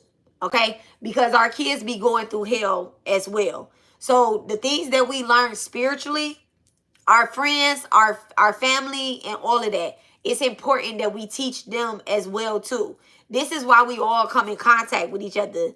Y'all not here because I'm hitting y'all with the Bible beating Christian work and stuff like that. Y'all not here for that. Y'all not here for that. Y'all here because the Divine Mother is is a chapter in y'all's book. This ain't the first lifetime that y'all dealt with Durga. This is not the first lifetime that y'all dealt with Kaliman. This is not the first time that y'all dealt with Krishna or Sri Sai or Shiva or Lakshmi. This is not the first time. You get what I'm saying? It's not that first life. We're not on our first lifetime. So all of these, it might not feel familiar the first time, or, you know, right now, it might not feel familiar, but we had lifetimes where we practice other things together. And this lifetime, just where I'm at, I just know it ain't Jesus, okay? That's crazy. That's crazy. You know, I was born to my mother for a reason, so that I can, listen, when I remember I had I'll be telling y'all all my business because I'm an open book. Because y'all, listen, I'm a life path number one. I'm going to go through it first. So,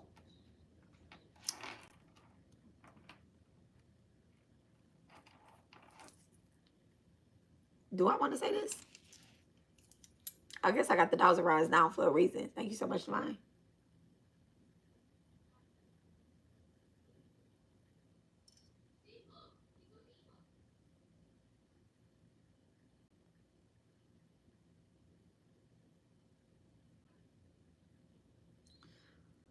Okay.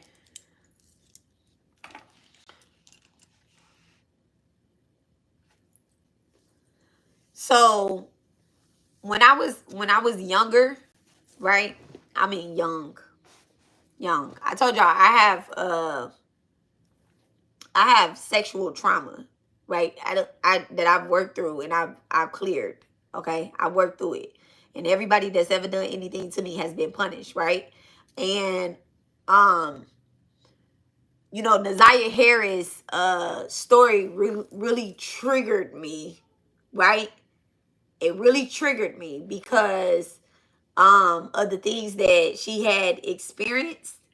And when I was doing the reading, I was seeing a lot of things that I wasn't, you know, it just brought back a whole bunch of shit, right? That I end up popping off on Facebook, okay? I end up popping off on Facebook.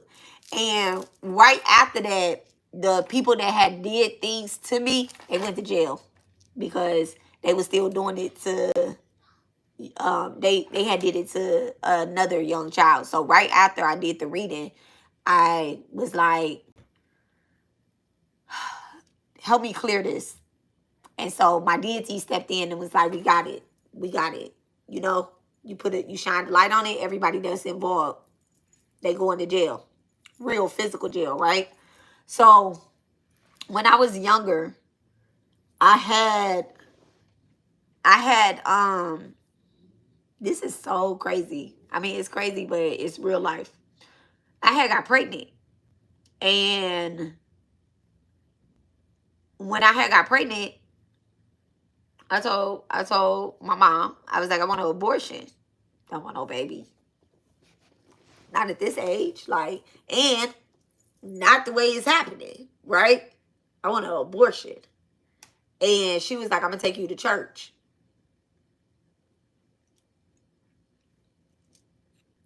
There was a kumbaya session, and they was telling me, like, you know, Jesus is not gonna forgive you if you get a abortion. I was like, I don't fucking report to Jesus. I don't know why I said that. I don't know why I said that, where it came from, but them women went in on me. They started hitting with Bible scriptures and da da da da and da da da da da. And I said, I want a letter right now from each one of you hoes that if I have this baby, that one of y'all is taking this baby. I was like, I want it signed and sealed right fucking now. Nobody would do it. They was like, you know, God is going to make a way. Jesus. They kept saying Jesus, not God. They kept saying Jesus. You know, the Lord Jesus Christ is going to make a way for you to, you know, get through this and da-da-da-da-da. And you're going to be an awesome mom. I'm a fucking child. I'm a child that has been violated. And y'all want me to look at a demon? Y'all... Because essentially, you know, I started talking crazy. I'm like, this is a fucking demon that I'm carrying in me. Like, this ain't my boyfriend baby. I felt that. This is not my boyfriend baby. I know that I'm getting molested every fucking day. Every day. By a nasty, pervertic ass man. Like, what are y'all talking about? Right? Come on now. Get this fucking demon seed up out of me. So they wouldn't do it. So I went to my boyfriend's mom, whom at the time she was on drugs, right? And I went to my boyfriend's mom and I'm like, I need an ID. She was like, I got you. She was like, this ain't my grandchild, is it? I'm like, I don't think so. I need an ID. I need an ID. So she got me a fake ID. She took me to the clinic. She's like, I'm her mama. She was wild as hell. And that happened. I don't know why, but I always felt as if like I had to do some type of penance about that. You know, like, okay, I'm gonna have to repent. I'm gonna have to do something here. And so a year later, that's when I got this tattoo across my stomach that I have right here. Okay. And it says, what destroyed me is what created me, right? And after that, I totally went dark. I went dark. I got my whole back tattooed. Okay. A lot of everything was rebelling against my mom, who essentially I felt like was going to, you know, like she was judging me. I always felt like Jesus judged me. Okay. Even though, you know, they be like, Jesus don't judge. I'm like, but Jesus got a lot of rules that I just haven't been able to follow. You know, because the person that first violated me is a pastor now that just got locked up too for molesting his stepdaughter. He a fucking pastor of a church. Like, he went to jail, you know, when he had did something to me, but he never took accountability, you know? And so I felt as if when I was walking the wrong pantheon that I was in spiritual hell. Like, I was being violated. And there was no protection around me. There was no protection around the other little girls that was around me. It just was no armor at all. Like, my mama didn't, from the get, my mama was weak, you know, and I never blamed her for anything that I went through, but I did say, like, damn, she weak as fuck, you know. I just looked at her like, she can't even protect herself. And how she gonna protect us? How she gonna protect these daughters? So I just always felt like, I know Jesus ain't for me. And my mama been a Christian my whole life, okay? My whole life, all right? We used to get pinched in the church. Ain't no eating in the church. Ain't even no fucking sucking no damn peppermints in the fucking church. Okay. And so I had to do a lot of work to find heaven on earth. And I'll be damned if I'm gonna let somebody else take that from me. And you know, this is just these are things that I know that by walking the right pantheon, by walking into the light, has really helped me.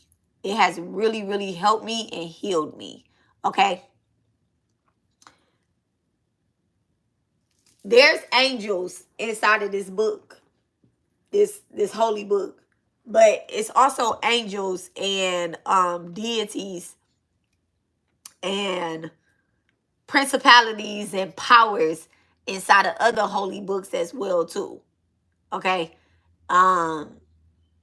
We just need to read them. Okay. Just the same as we read this Bible and we've been conditioned from the beginning, we just need to read them as well too. Because a lot of people are in hell. And their children are going to be in hell. And their brothers and their sisters are in hell.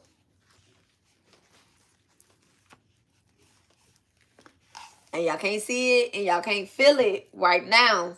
But Kali Yuga is only going to get worse. Okay? It's only going to get worse. I am going to pull a card because I can.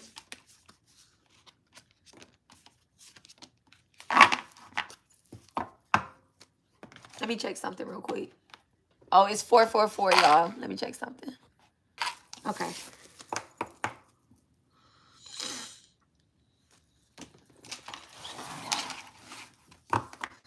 Let me see. What is 444? Family. Find your right spiritual family. That's what it is. Okay? It's about finding your right spiritual family. People are going to try to break your family up. So 444 appears when your spirit guides want you to know that you are on the right track. You have created the proper boundaries in your life and they are keeping you protected. They're not asking anything. They are keeping you protected, on task and grounded. You are walking in wholeness and in the right direction. Okay? Do you think the people with those attachments will ever be free? It seems as if they will die with it. No, I think that they will be free. If not this lifetime, the next. You know, maybe it's going to take for them to be reborn as an animal for them to realize that you're weak, you know, when you are not walking in the path of loyalty. So maybe, you know, if you think about a dog is the most loyalist animal out here, right? But it'll still bite your ass. But then you just be reborn as a different dog. Maybe you was. Why y'all think Chihuahuas are so mean? They so little, but they so mean. It's like, bitch, you probably was a rock roller in your past life. Now you had to be born as a smaller dog. And if you keep being so fucking mean, you're going to be born as a tadpole. You get what I'm saying? Like those animals, they have souls in them too. So it just take lifetimes. Like it just take lifetimes. Like how many lifetimes did it take for me to be, you know, like, okay, I don't want to be this person. I don't want to have this attachment. It was a human life where I was a fucked up ass individual, but at some point I repented in that lifetime and have had conversations with people like, hey, you know, I found God in those lifetimes. I found the Divine Mother in those lifetimes. So it might take some time, but if you think about it, like my mom is not the same mother. You know, she's not weak now. She's not weak now. But it took for her daughters to start doing the work around her. So sometimes it takes for people to start doing the work around you in order for you to break free. Okay? It's like, I'm going to give you the key. Because if you watch me long enough, right? If you watch me long enough, like AKA, right? Out of karmic, that I know she was watching me. I know she was in the energy. I know she hated me. I know she was talking bad about me. But now, once I started doing my work, instead of trying to fight with her, I was like, you know what? She came to me for a reason, because I have a job to do. It's all about knowing what your job is. And when you find out what your job is, right, people can't attack you. They can't attach to you or attack you. Okay? It's just like the Divine Mother is like, they in a way, but there's no roadblocks on the side either. So just go this way. You know, just go around their ass. They're going to be looking at you like, bitch, where you think you are going around me? Robbie. Okay? So, like, my mother is my mother, but Callie is my mama. Callie is my mama. I don't hold my birth mother to any standard of any type of, like, she's just my vessel that allowed me to be born. And I forgive her for anything that I have ever blamed on her. I had to find that in the Divine Mother. What destroyed me is what created me, right? Like, she didn't know what she was allowing or what she was doing. You know, she was her. And even if she did, that's just her karma that she had to, you know, go through, that I had to go through. You know, people would get mad at me when I be like,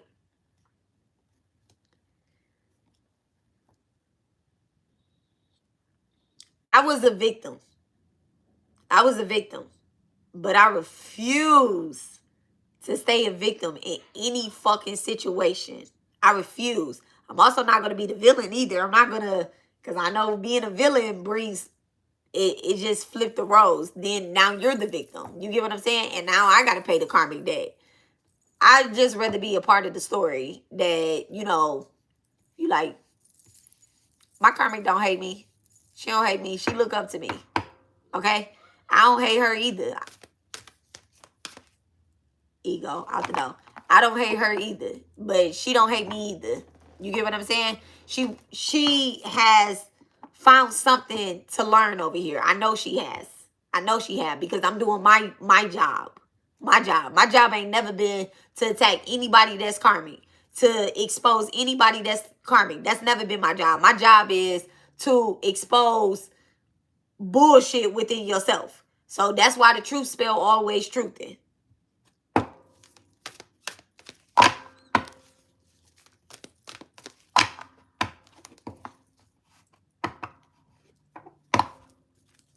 You late.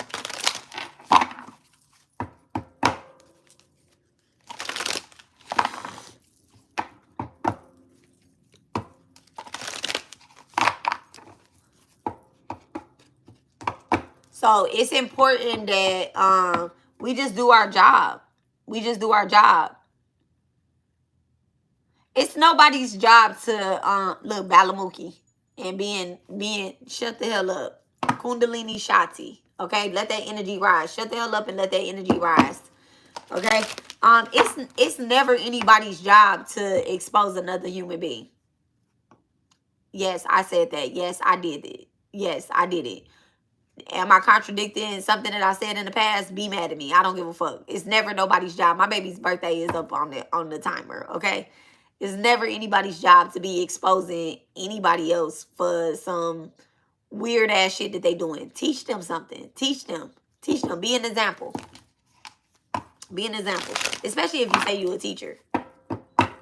Just tell the truth. Just tell the truth. And do what brings you joy. And if the truth, listen, and discernment,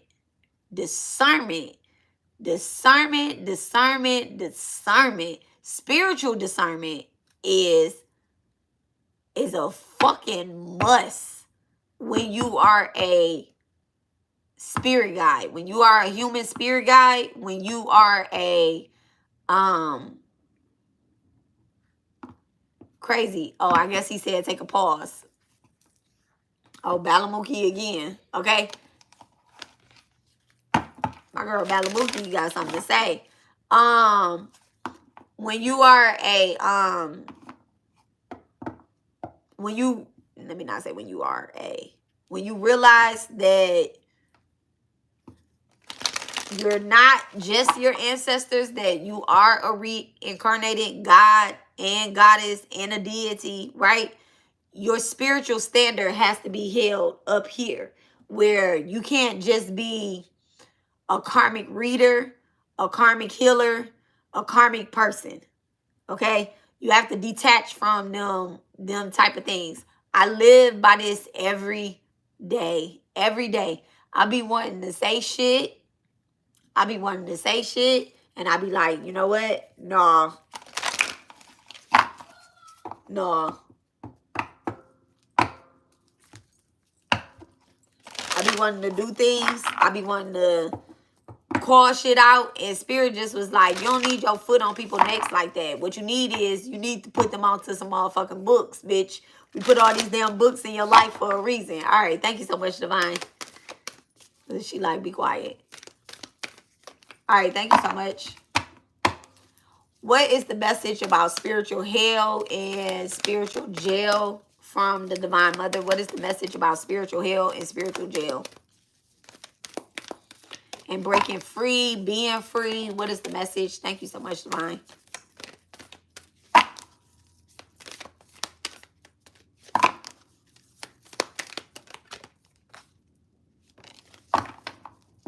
Yuga Shakti. Okay. Number 13. What's number 13? The death card. Scorpio energy. Yuga Shakti. Her timing is crazy.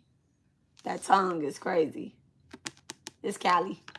Her tongue is fierce with compassion, wisdom. To love her is to honor her with great knowing. She demands the surrender of your fertile attempts to control what is that which is beyond our sphere of understanding, until the pain transform into sweet pleasure of release.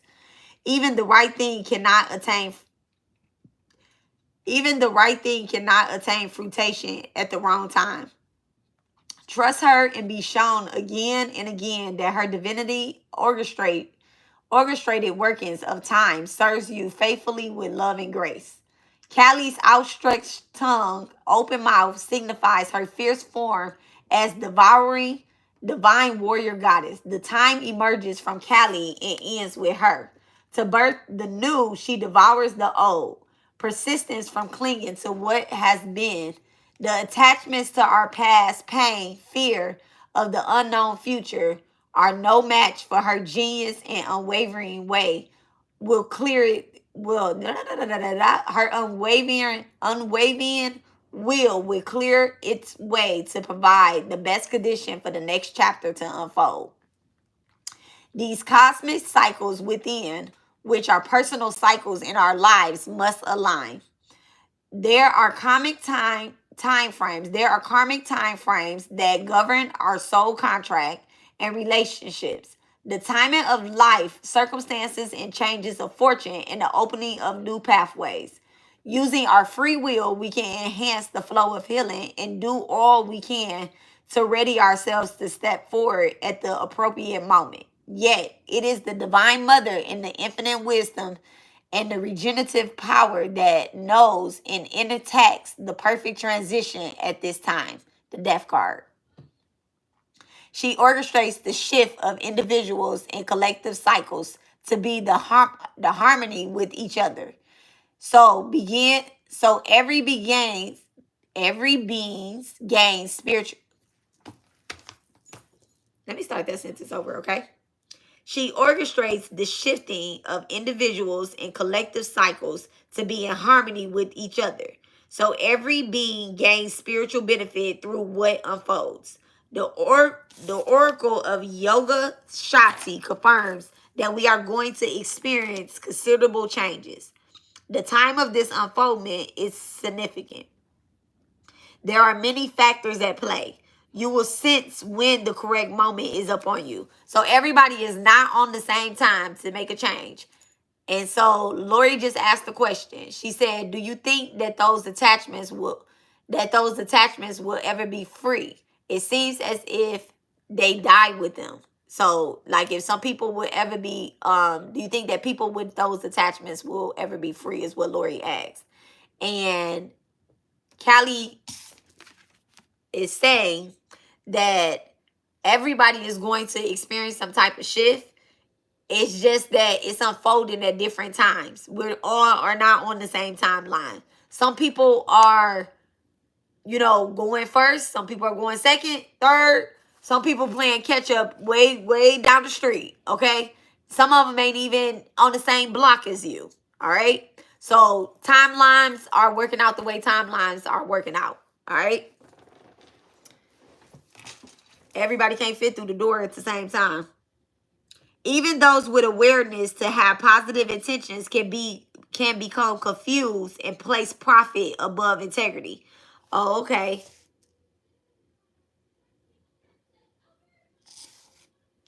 I got something to say about this card, but just give me a moment, okay? Or maybe I'm not going to say it, okay? Even those with awareness. Okay, but wait. Let me.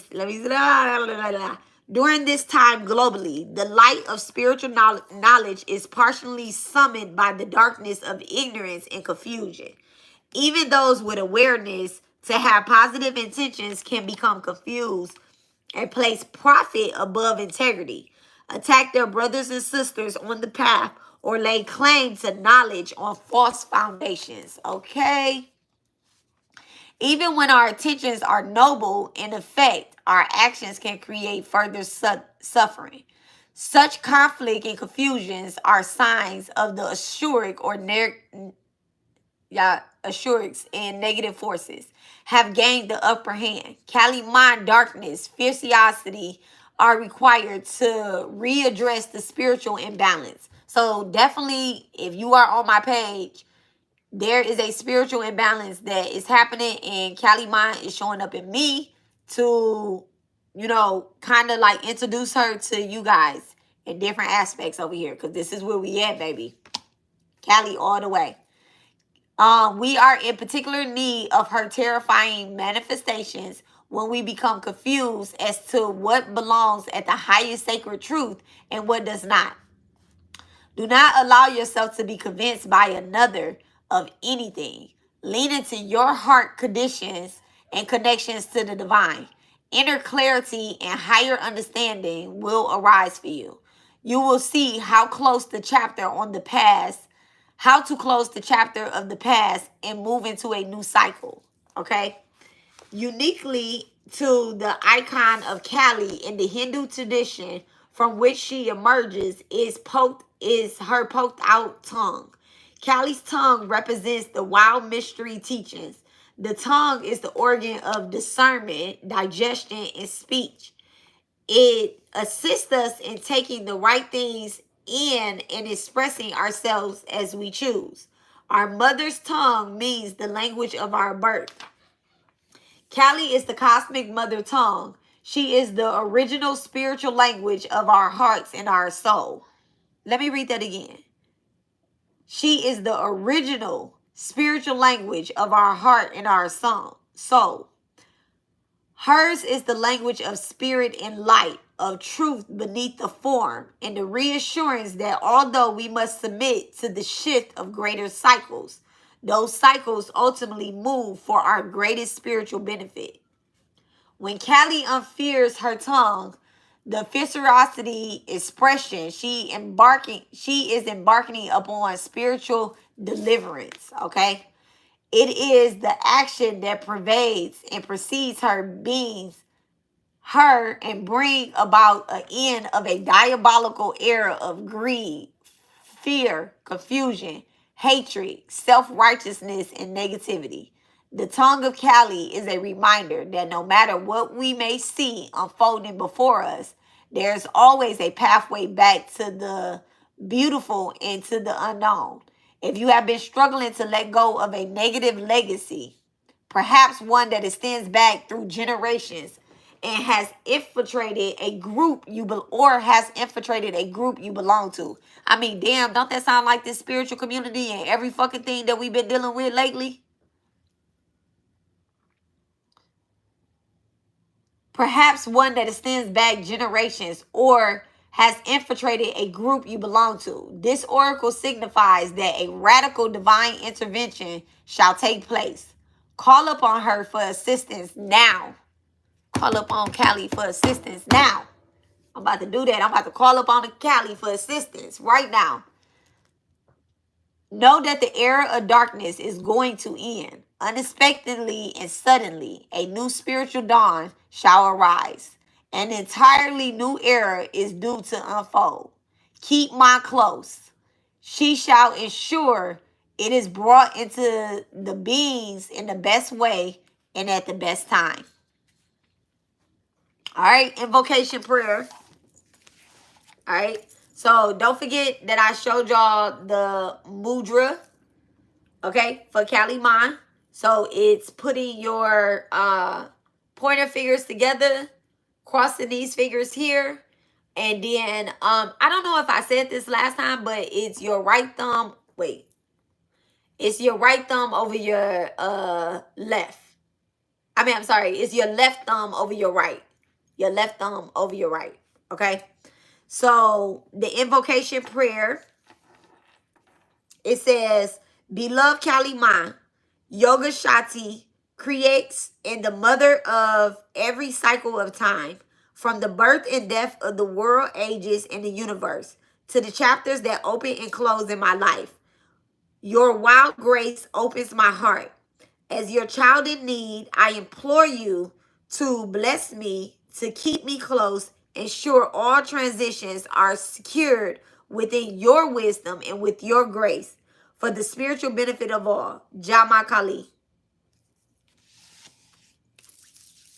So it says, imagine and feel intended. Visual a fierce ocean of blood boiling and bubbling up deep in the center of the universe. It is the wild, powerful, and filled with life force. Old cords of connection and outmoded thoughts, ideas, and plans can be cast into the boiling red ocean. All offering transforms into all offerings. So if somebody is doing an offering, okay, to try to come up against you, all offerings transformed into smoky black ash, rising up from this fiery ocean, transformed. The ash is sacred. It is insensibly, lightly settles wherever it is needed, providing Kali's blessing of protection. You may see, sense, and feel the ash settling upon the earth, upon the forehead of beings in the many places in all dimensions and directions in need. You do not direct the moment of her blessing. You simply witness it with a reverence and trust. Complete your process with the hands in a prayer. Bowing your head, you have completed the sacred process. So I want to say something about this too, right? Because a lot of people have over time, you know, I've seen a lot of people say that they are Kali Ma's daughters and whatnot, right? And the one thing about when we are working with gods, you know, or we are working, let me just say Kali, right? You don't get to say where it's going, who is hidden. You don't, she's not a dog or your personal wolf. You don't get to say, I'm sicking, you know, Kali on you or anything like that. You just don't do that, okay? You don't do that. You tell her that this is for the spiritual benefit of all, and whichever way that her cremation ashes shall fall, whichever way her destruction shall roll, that's the way it's rolling. Now, if you have enemies, right, or you have, you know, people that are coming up against you, or, you know, whatever it is, if they get hit by it, then that's just the way that it was supposed to roll. Whenever I pray or I'm saying anything, I'm not using anybody's name, okay? Because at the end of the day, I could think that somebody is the enemy, and that they're not my enemies. Nobody's my enemies. I don't have any enemies. We don't have enemies, okay? We have karmics that, you know, they need Kali Ma's grace too. Okay, 1 second. Okay. Yeah, they need Callie's mom's grace too. And I really been like, man, you know, in the midst of me like coming on here teaching and talking and doing readings as well too, like I'm also taking lessons. You know, I'm in the midst of I'm in the midst of something, right? And spiritually something. Like I'm doing it. I'm under, you know, the Divine's Mother's will, thumb, grace, trident. Okay? I'm under it. And I'm also, you know, experiencing people that want to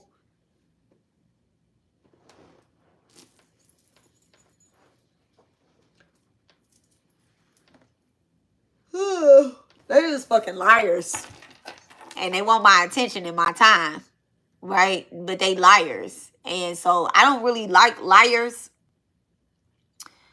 I don't like liars. I don't like, you know, molesters, rapists, you know, thieves, whether it's a spiritual rape or it's an actual physical rape. I don't like that type of time. Right? I don't like abusers. I'm okay. I hold people to a certain standard when they born as a human, and I always have. I've never liked it. I've always been fair. And so we have these people that come into our energy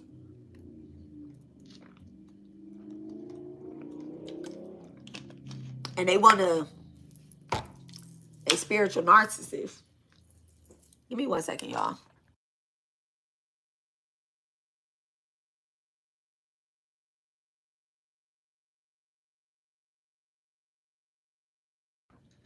All right. So they be spiritual narcissists and they want to stop your healing and they want to hold you up, right? And every time that I get to a certain point in my prayers, they not prayers, they beyond prayers. Every time I get to a certain point in my sadhana, right? That's what it's called. I always experience a hater.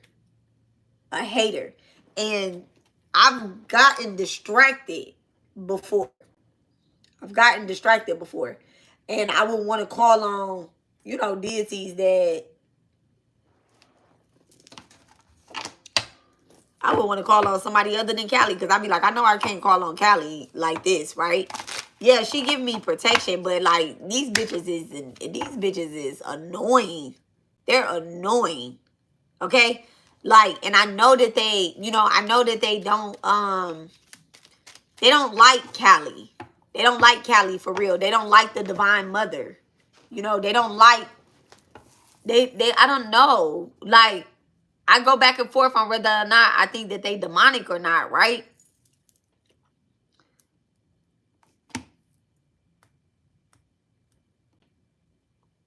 Or whether they have attachments, like Lori said. Like, are they, you know, are they ever going to be free? I be going back and forth. But this time, this particular time,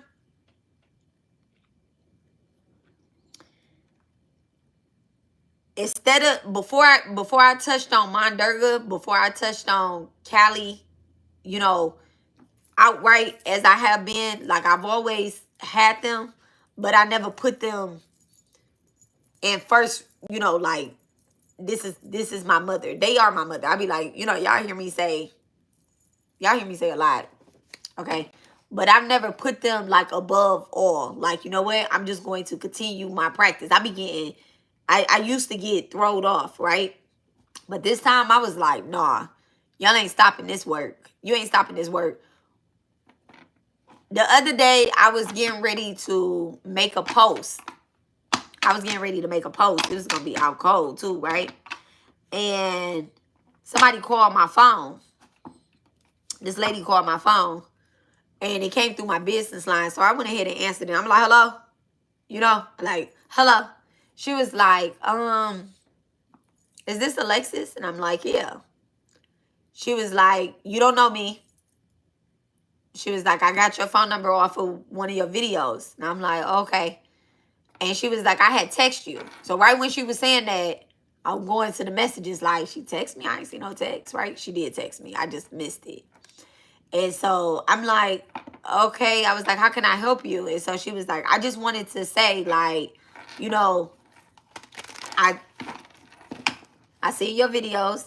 Good job. Like, I see your videos. I see your Durga videos. Good job. And I was like, okay, thank you.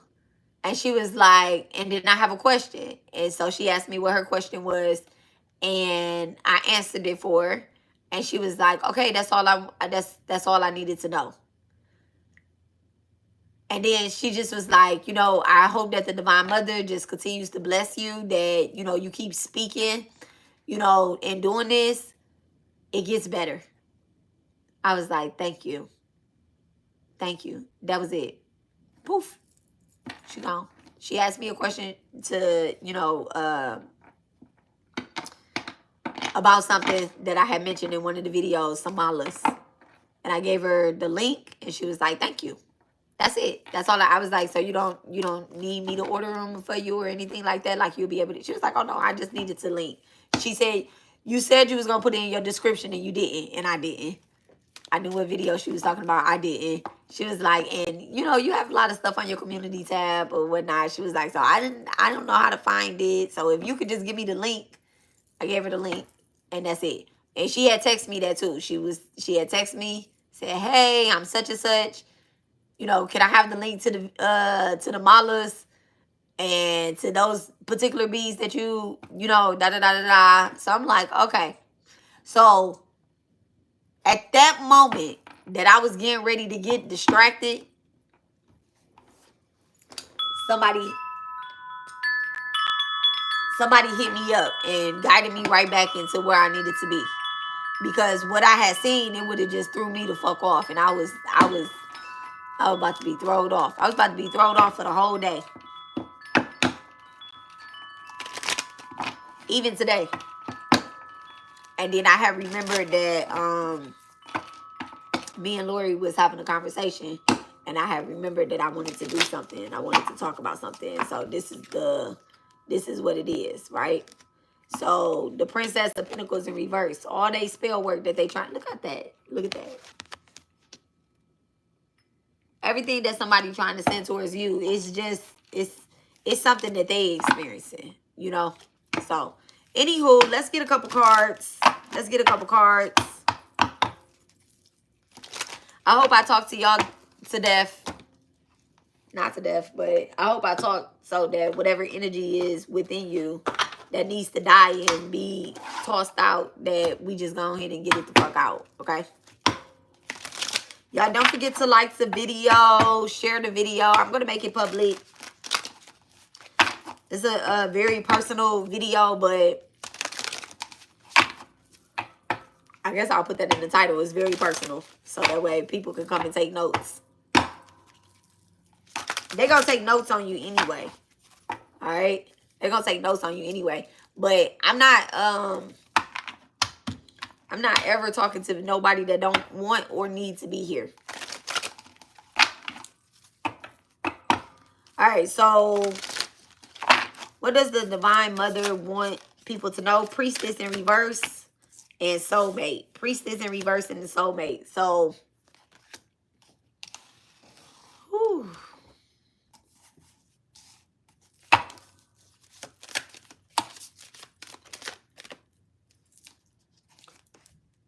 Rising star. So you may not be a priestess just yet, right? You may not be initiated into a pantheon, right? You might not be there yet, but you are going there, okay? You are going to get there. Rising star. So 7th house is activated. You can have Libra in the 7th house. That means if you have Libra in the 7th house, you have a natural chart. So your past life soulmate, right, coming out as the first card. Let's turn this down a little bit so y'all can see the cards. Okay, so you have soulmate as the first card, priestess, and then rising star. So spirit is saying that you're absolutely on your way to where you need to go, right? You're not quite there yet, But don't give up. Don't give up. This priestess in reverse is not saying that, you know, you're any type of a bad person or anything like that. You had some karmic that you had to burn. You had some karmic that you had to burn. Manipulation and then abundance. All right. So, you definitely had some things that you needed to go through, and that's why you feel as if your energy has been tampered with in the past. I could be talking to a Pisces, or I'm talking to a Aquarius or a Scorpio. Look at that. Animosity in reverse. Whoever this is or whatever this was that was manipulating you, they no longer have control over your over what it is that you're doing. This animosity in reverse came out over this manipulation. Okay, thank you so much, Divine.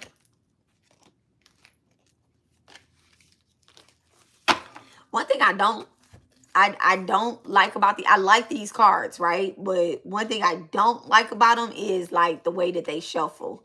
I think what I'm gonna do is I'm gonna spread them all out and put some baby powder on them. Protection on the cut.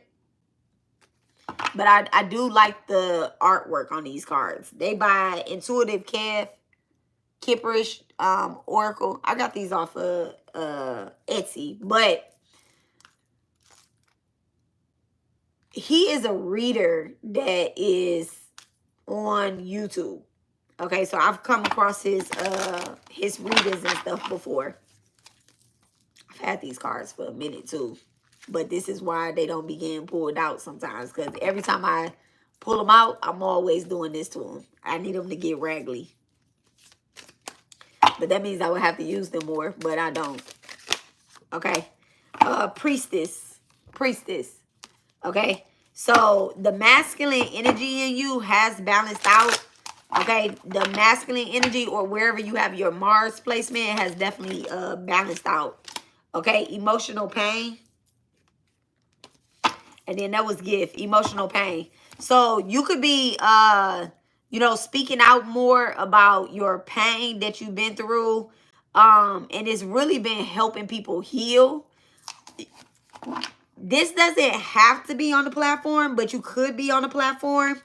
I really see that, you know, your throat chakra and your crown chakra has kind of like balanced out some. You still can work on your heart space. Look, Earth Angel. You still can work on your heart space. You know, with that Earth Angel, you could be a Taurus or a Libra over that emotional pain. Or you might be needing to work out those houses. Look, work, labor, and efforts. You might be needing to work out those houses. You can have Taurus or Libra in the 3rd or the 8th house. Thank you so much. Abandonment, I was about to say abandonment issues, but abandonment in reverse. So definitely like healing abandonment rules.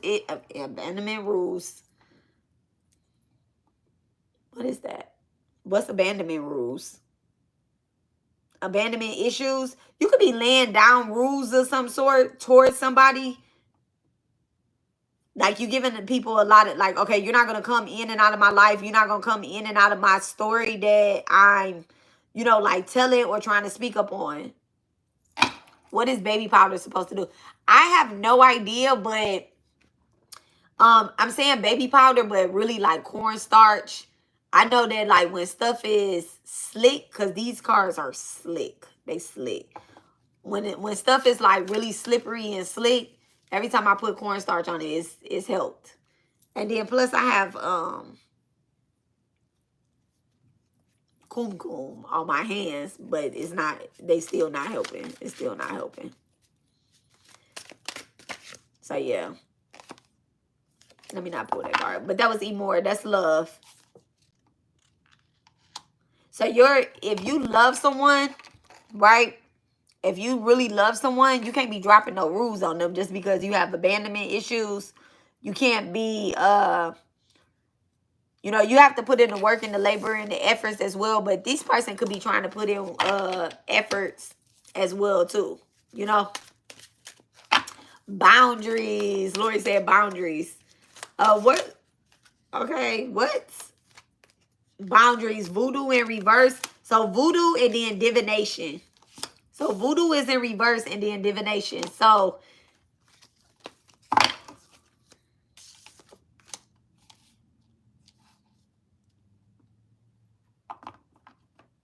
less religion and more healing, more spirituality, less religion.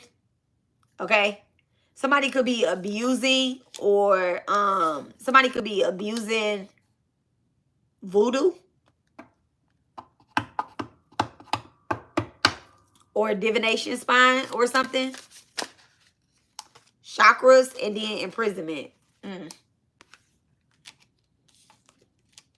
Either somebody is doing this to you or you're doing this, but it's just gonna land your ass in spiritual jail. Whoever is spiritually spying is probably in spiritual jail. Let me get something in between that. It could be a Libra, a Taurus, or a Sagittarius. Okay? It could be a mature woman. And it could be somebody that is mentally unstable. Okay? Somebody is off their rockers. Y'all too old to be acting like that. It could be a Virgo or it could be a Libra or another Virgo. It could be a Virgo spine on a Virgo. But somebody is definitely mentally and emotionally unstable. Oh, go scream in a corner with God. Okay? Please go scream in a corner with God. That's the only person that can help y'all here. So it says trusted in divinity on the cut. Clear. All right. What's soulmate? Thank you so much. Because none of that shit is working. Look, soulmate divinity has come out. Somebody could be trying to end your job with occupation and destruction. I'm not taking those two. But divinity did come out with that soulmate. So you have a guardian angel or your deity is basically putting whoever this is that has animosity or trying to manipulate you or your finances, or maybe it's, you know, maybe it's wherever you make your money at. Whatever. Hey, boo. You cute. You so funny.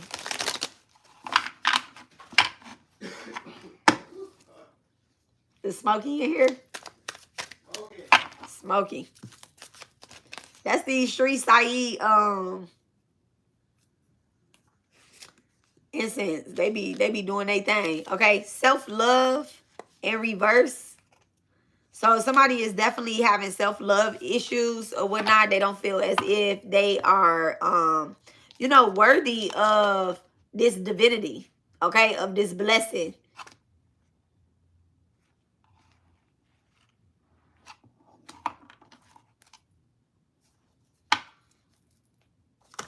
I'm gonna change cards.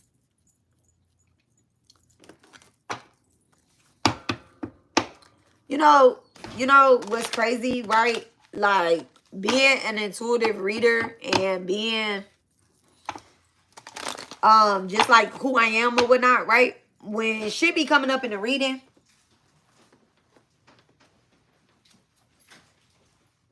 you and your son, y'all are twins. Because he walked past and did the same thing. Damn, look, my motherfucking bracelet just got caught to my hair. Come here, baby. Come help me. I should go put this back in the freezer so it don't freeze. You so crazy. Help me get my bracelet.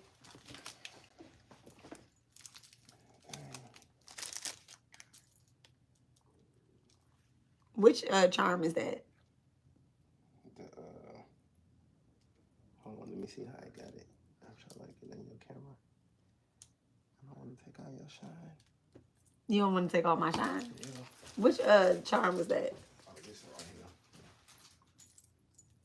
This one. The angel? Yeah. Oh, wow. It was forever. Yeah. Oh, okay. My angel had got caught to my hair.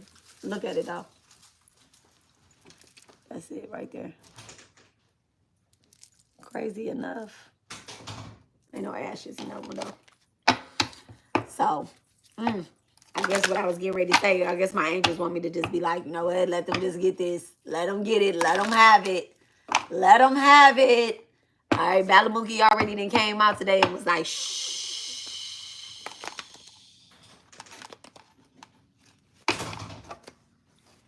Balamuki, she pulls out the tongue of your enemies when they talk bad about you. That's who you call in for judgment in court cases all the time. All right, thank you so much, Divine. So, anyway, being an intuitive reader, thank you so much, Clear. Being an intuitive reader, you might not, as a person, all right, I'm teaching somebody how to read, kind of, initially, right here, real quick, right? If you're a reader, then I ain't talking to you. If you know that you get in downloads and stuff, right?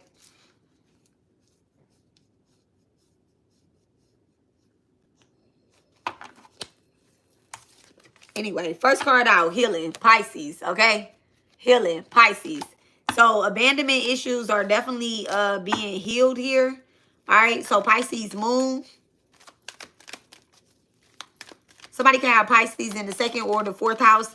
Courthouse, and then mature woman again in reverse. So whoever this mature woman is that's on my page watching this immature woman that's on my page watching me, this reading ain't about you. You need to go get a healing. If you know you ain't healing, this reading ain't for you. Okay? You're under judgment. Okay? You're already involved in multiple court cases. And so the only way that you're going to be able to win these court cases, thank you so much, Spirit. All right, that's the way we're going with this.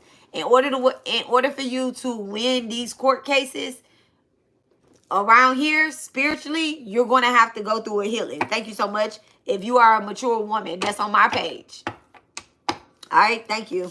All right, that's the only thing that's a part about this reading. So if you know that you are experiencing a court case, you need to take some type of accountability and say, okay, well, why am I in this courtroom? Why am I in this courtroom? Why is these people over here, the plaintiff or the defendant, what are they saying? Okay, the pathway. All right, the pathway. So third house and fifth house is activated. Somebody could be the age of 35, acting like they, you know, or whatnot. They could be 53, acting like they 35. I don't know. Poverty. All right, somebody could be experiencing some type of poverty. Somebody's the age of 37, and then thief. So there's a court case that's going on because somebody has literally tried to take something from someone. It could be a priestess in reverse. Somebody that did have spiritual gifts at some point, but they had too much animosity built up in them, okay? They have too much jealousy about a rising star. Maybe this is somebody that was a teacher at some point and their student surpassed them.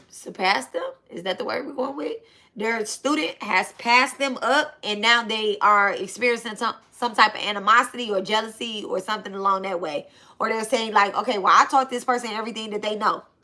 Okay? No, you didn't. God gave them that. They have divinity. They was born in a particular light. They was born with a gift. Okay? You didn't give them shit. You don't give another human nothing unless you birth them.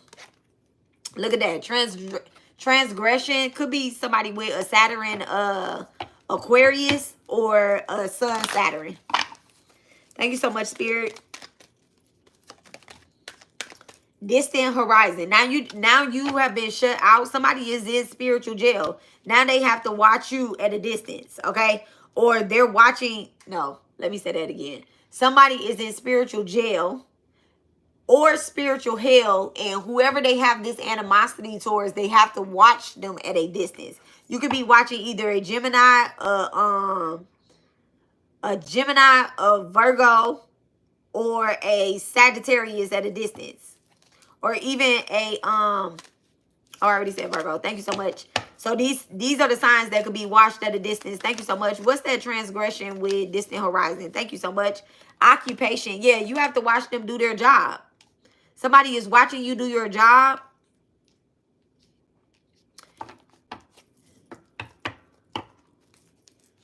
There's a Libra that has went through a lot of healing here. There's definitely a Libra that has been, you know, working on their relationships with other people, maybe working on their business, and also maybe working on their credit of some sort. Where and also their it's not credit, it's what is that called?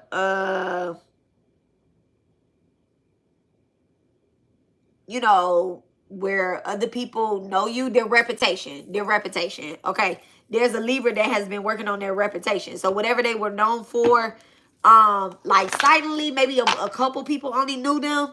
I can see that Libra is kind of, you know, getting ready to rise, you know, like kind of rise up. Somebody can have a Libra Saturn.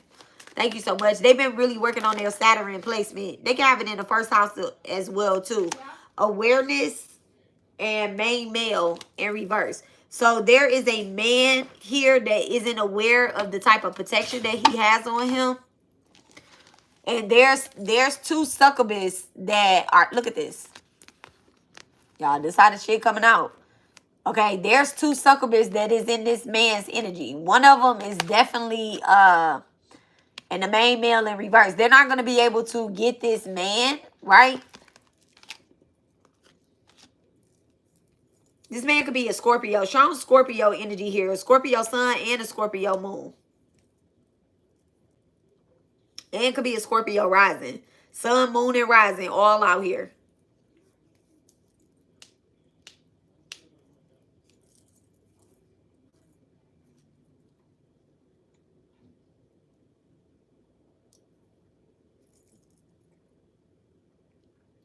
Let me count something real quick.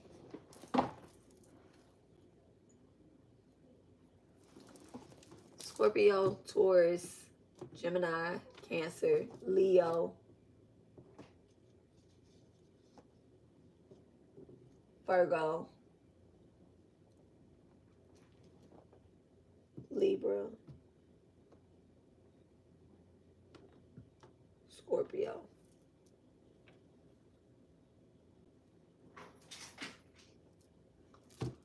Scorpio.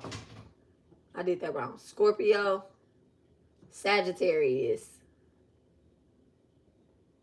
No, Sagittarius, Capricorn, Aquarius, Pisces, Aries. So Scorpio in the first house, Aries in the sixth house.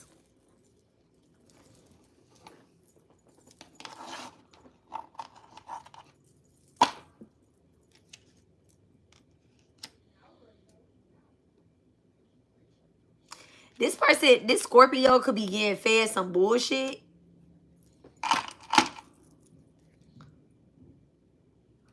Conquest. Okay. And this is Aries sun. All right. Thanks so much, Clear. All right. Courtship in reverse. And then false person at the bottom of the deck. Thank you so much, Spirit. So, somebody could be getting fed some bullshit. There's a man here that could be,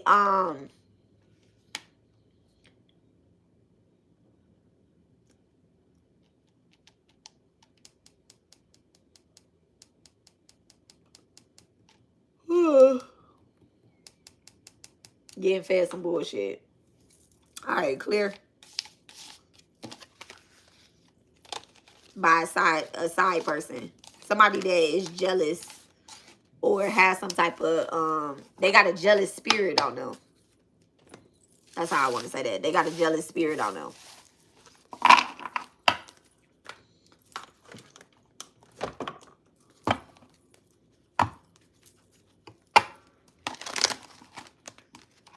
I wonder if, I don't really wonder this, but it just crossed my mind just this second, right? Because, oh man, I don't want to say that. But listen, I wonder if, hold on, let me look and see something real quick. Okay. I wonder if, no,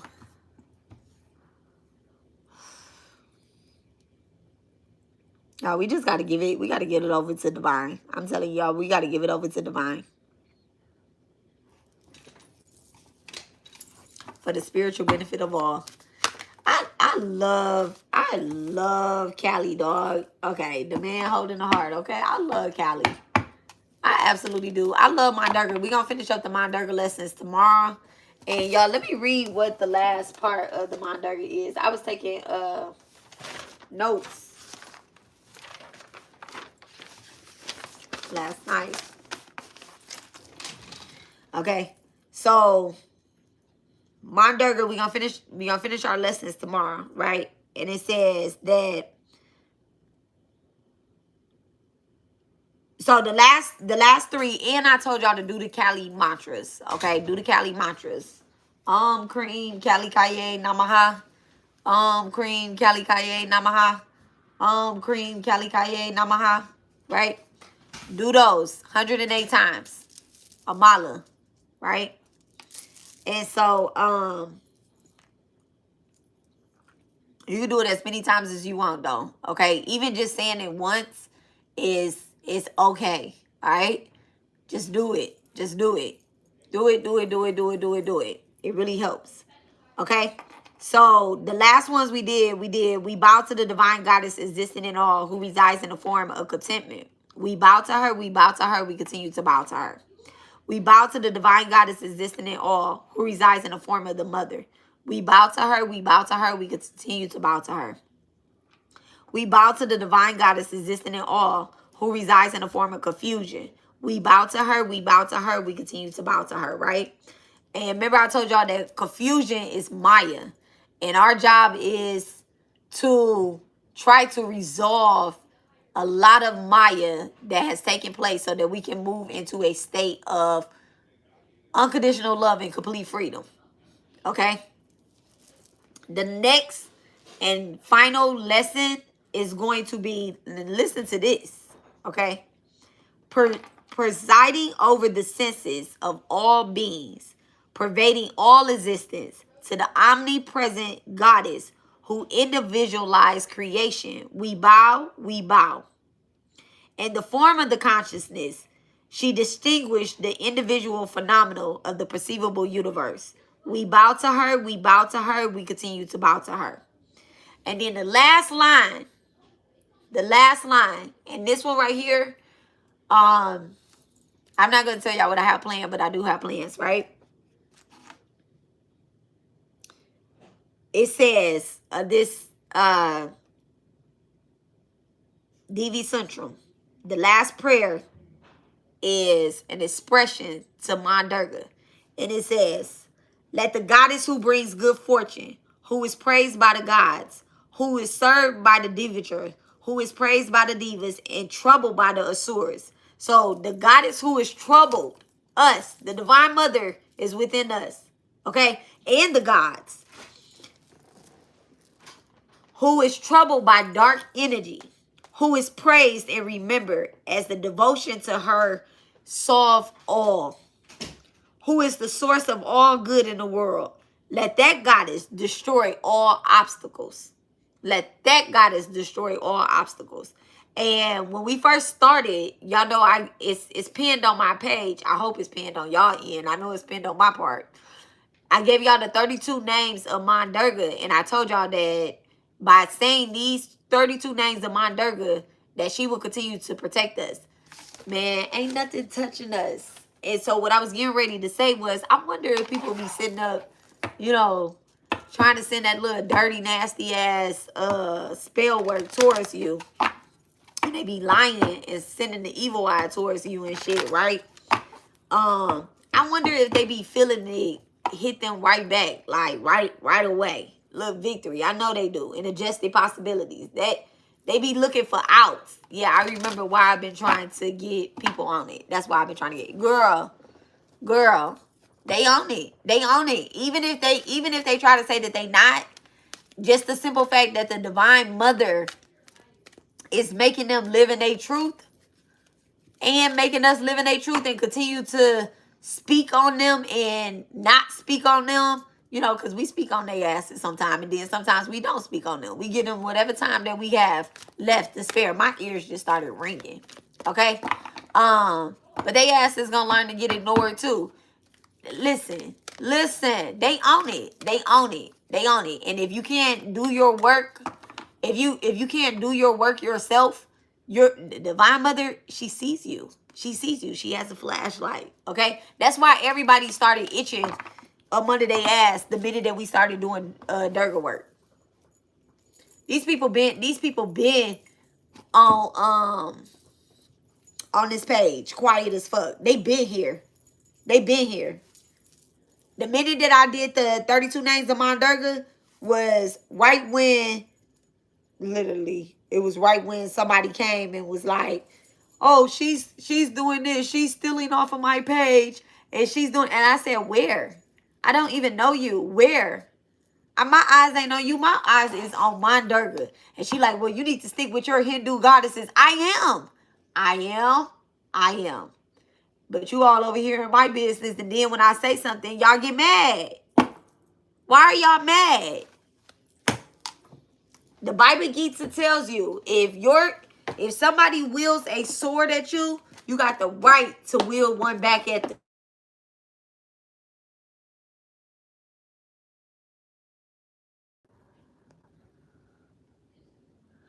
Okay. My fault, y'all. Had to put in my food order. Okay, my fault. Okay. So, anywho, I forgot what I was saying. But, yeah. These people, they gonna get it together. They gonna get it together. Or they gonna watch us get it together. And then they gonna get it together.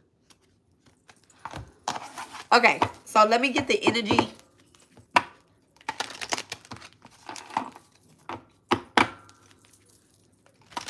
I'm gonna get...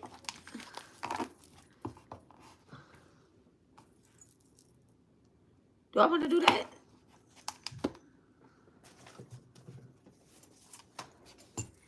This is a part of what I was gonna say too, right? Because I know people be on my channel. I know people be watching my videos, and then I know like it's other people that are on my channel that literally, you know, support the channel and stuff. All right. So thank you so much, Divine. I'm about to ask a question in my head.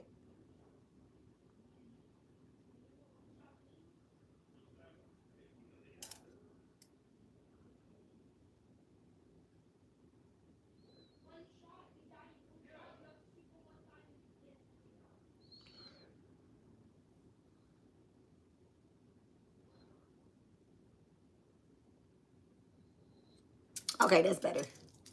Okay, that's better than what I was about to do.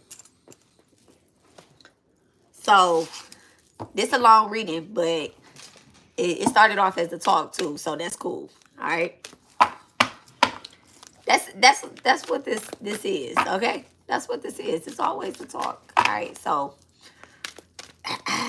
take what resonates and leave what does not. This is energy. Okay, this is going to be your Mars placement. Okay. I really love the reading that I did for Gemini. Oh, wait. Let me change that. Real quick. I said Mars. So this could be your Mars or your Chiron placement. Okay. All right. Thank you so much, Divine. Back to center. Okay. Are we doing Mars energy? Okay. Thank you so much. Back to center. Are we doing Chiron energy?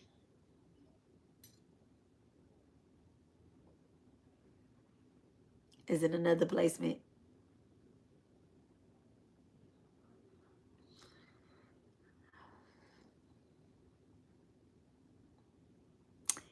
Saturn. Okay. So we are going to do, I'm going to leave these out. This could be your Mars, Chiron, your wounded healer, okay? Mars, you know, Mars is a very placement, and then your Saturn, okay?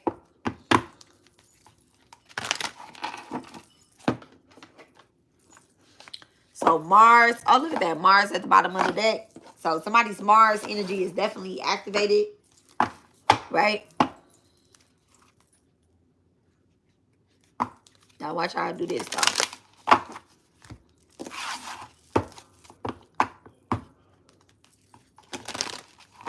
So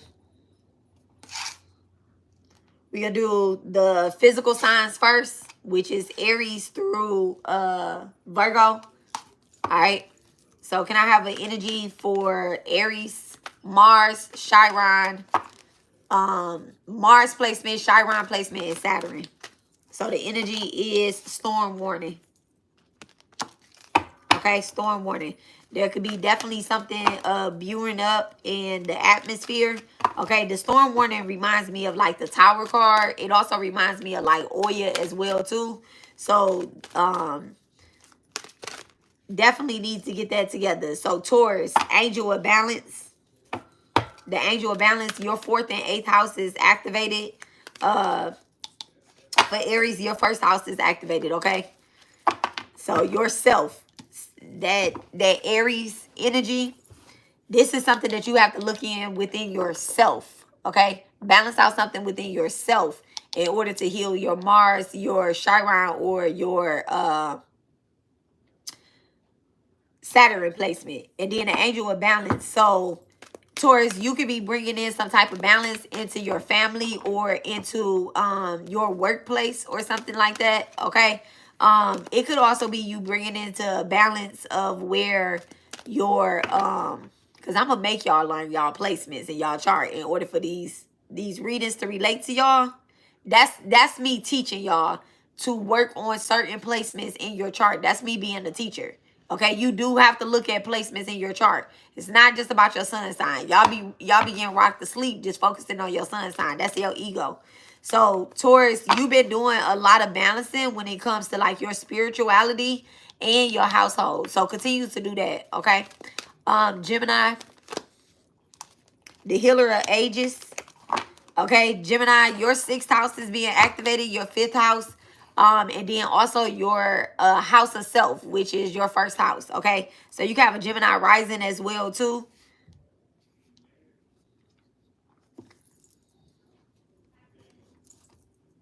You need to be Gemini, you need to be a little cautious and aware of self-centered ways when it comes to healer of ages. You might be a little tired, you know. Gemini Saturns, you might be a little tired of helping people. All right, Cancer. What's the energy for Cancer?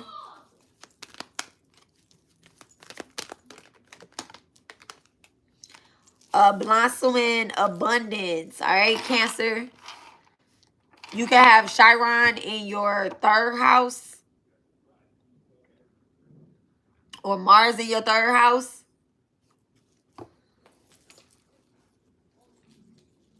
Or Saturn in your 3rd house, okay?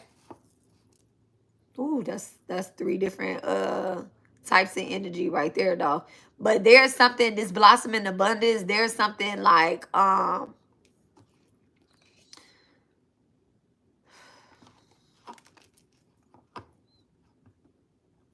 with the need to let out some energy outside. Like, let some energy outside, you know, like there's something in the atmosphere that can really, you know, help you kind of ground yourself more.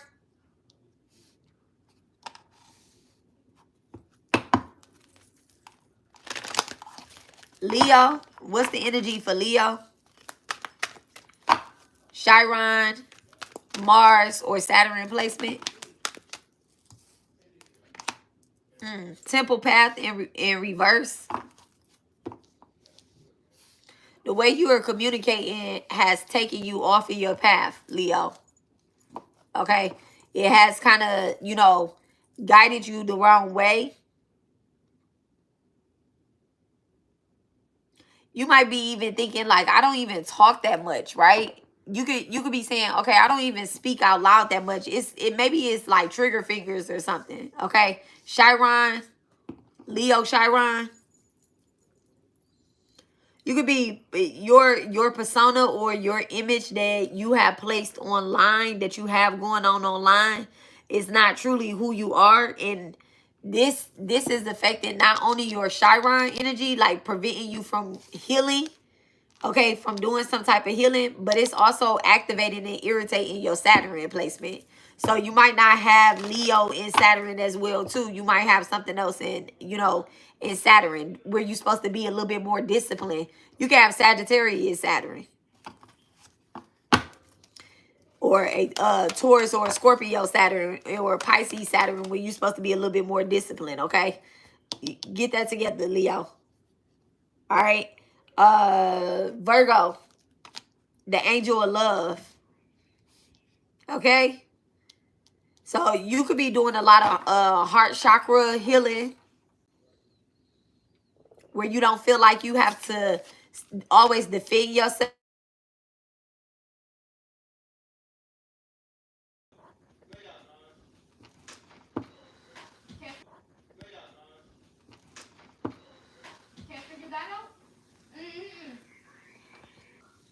All right, my fault, y'all. So, Virgo, the way that you are communicating and stuff, it has really helped with your, like your heart chakra, like healing it. You get what I'm saying? Like maybe you don't feel as if you have to defend the way that you love or the way that you give love as well. This is also, if you have a Virgo Saturn, this is also pretty much helping with your father. It's kind of like what I'm getting to. Like maybe there's maybe there's going to be like a healing that takes place between you and your father.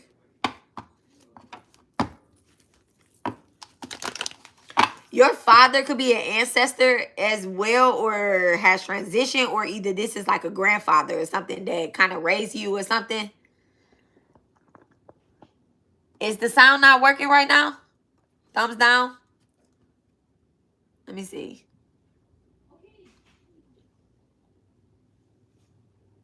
Let me see if I can close it and come back.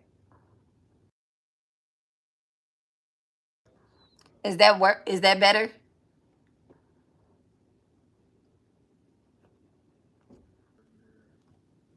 Maybe, right? Is that better or no? I'm like, is that better? Is that better?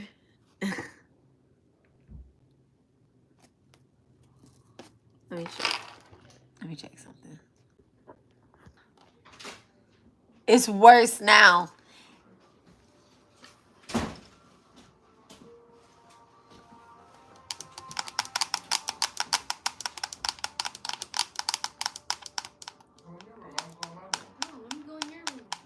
I wonder, is it better, Lori?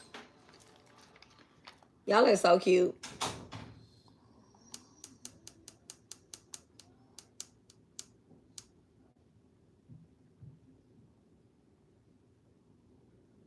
Let me go look on my iPad.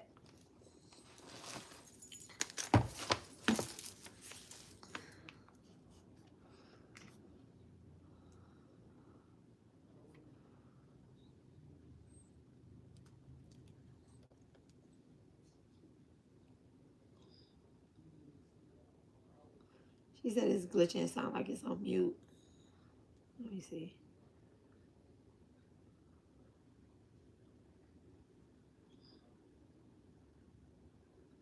She said it's glitching. It sounds like it's on mute. It sounds good on the iPad.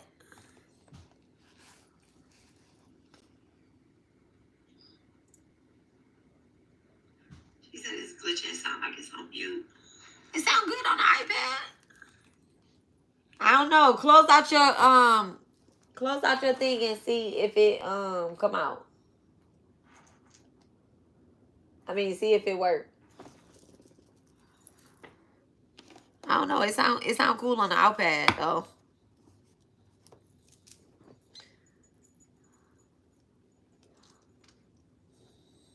Okay, so make sure that y'all looking at y'all's Mars, Chiron, or Saturn placement. These are not sun signs. These are not moon signs, rising, north node. It's not the normal, okay?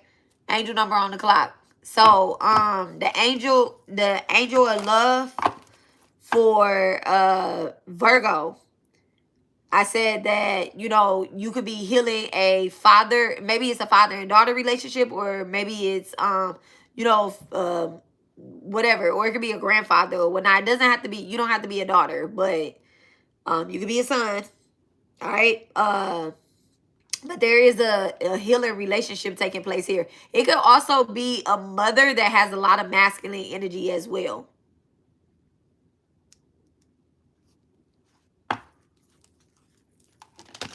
But it's really picking up like I'm the dominant one, you know, like maybe something like that. Someone is definitely releasing control with the angel of love though. All right, so There's two angels out here though, from Taurus to Virgo as well too. All right, so now we're going to do the spiritual side of the chart. Libra.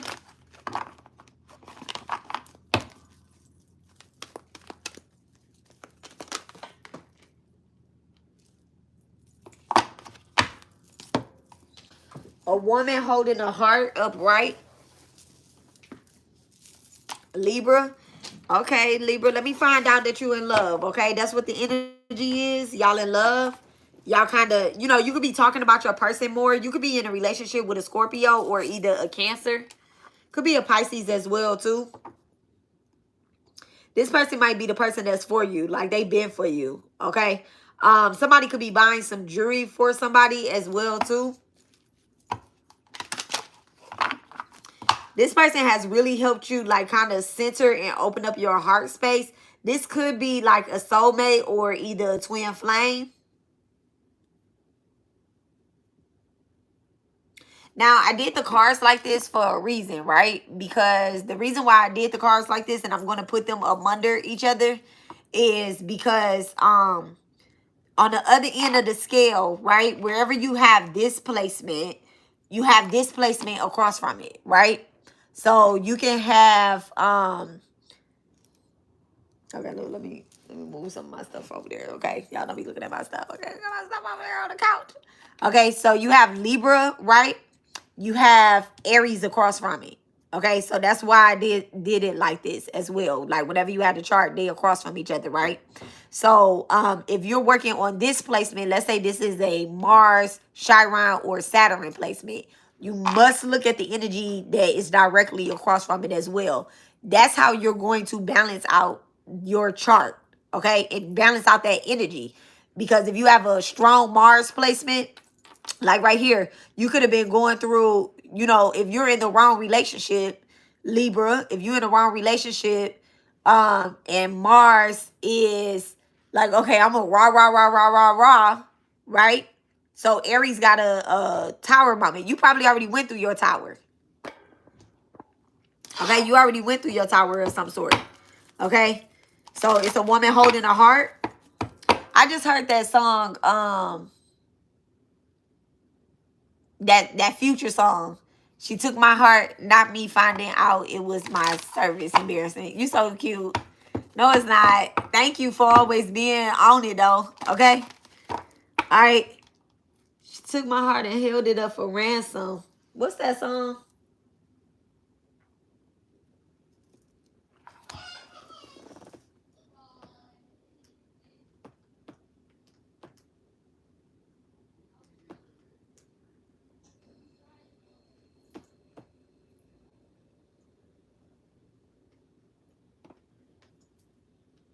She don't want to never end. She don't want. I done took your heart, girl, and hold it up for ransom. We don't ever want to end. Okay?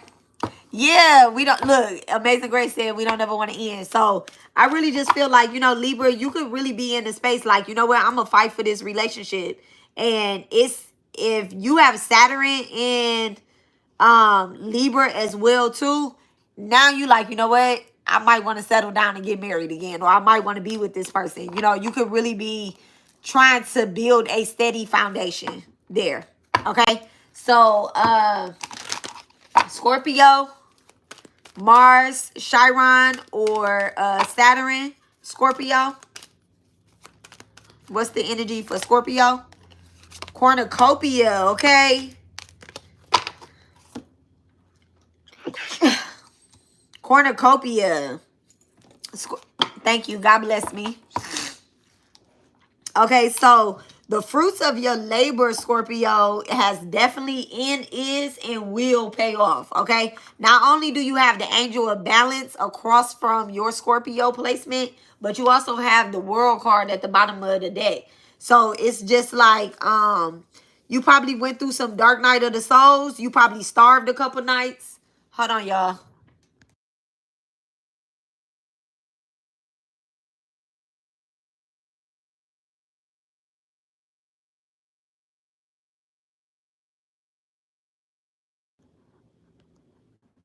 Okay, Scorpio, especially my Scorpio Mars and Scorpio Saturn, you probably went through some, you know, you probably starved to get to where you are or whatnot. And now you finally just found some type of balance between the darkness and the light. And divine is kind of like paying that energy off for you. Okay, your 11th house could be activated. You could be somebody, Scorpio Mars. You might not be a person that want to be online, but you could be a person that could be coming online of some sort. Almost as if a little butterfly is breaking out of their cocoon. Okay, so Sagittarius, Mars, Chiron, and Saturn. Sagittarius. Hostilities. And then you have happy family in reverse, but I'm only taking one. But hostilities, okay? Sag Mars. Okay? Sag Mars. Now, come on now. The way you fight is like a Sag. So your mouth could be a little bit loose or whatnot. You need to remember who you are.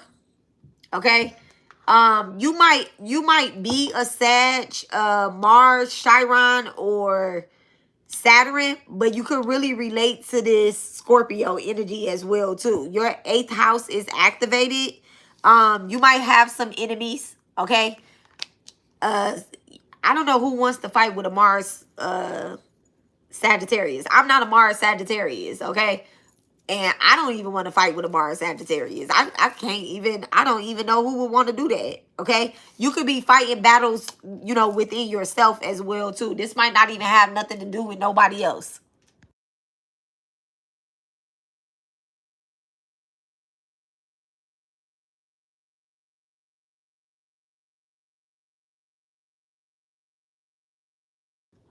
Okay, y'all. I did sneeze, so y'all gotta excuse me about that. So you could really benefit Mars Sagittarius, Chiron, or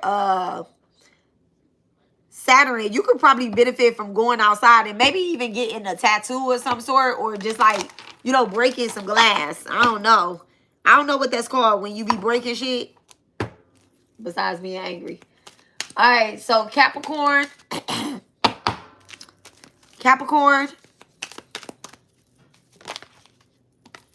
A man holding a coin. I'm going to take it up right, because that's the way I seen it. A man holding a coin. You got Capricorn in the 7th house. All right, your finances could be starting to look a lot better. Maybe you fought for some type of promotion, or really just like went ham on this promotion. And divine is saying like, all right, you're going to get it. It might be coming in slow, okay? Capricorn, Saturn, slowest moving people. I'm doing it on my own motherfucking time. Matter of fact, I created time, so I'm doing it on my own time. And then a Mars Capricorn moves fast. So it's kind of just like sometimes things move fast, then they slow down. You know, you could have experienced a lot of karma as well too, or just like kind of burning up some karma of some sort. Maybe you had to go sit down somewhere, because why the hell is he sitting down outside holding a coin? Okay, so maybe you had to sit down somewhere or just take a break from doing something, or you're needing to take a break, because that card did want to come out in reverse.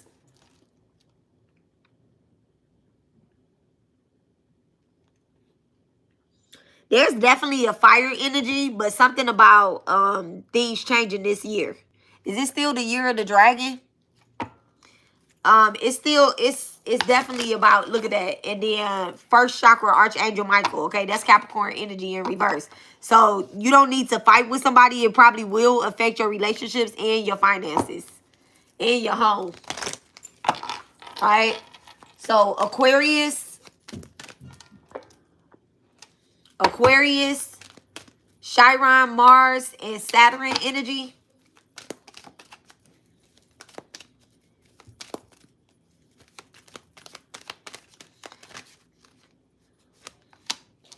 The goddess of the moon in reverse.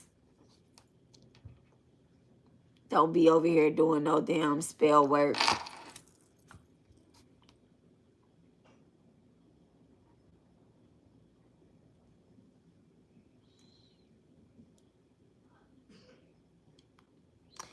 5th and 2nd house is activated, but you're not taking advantage of them.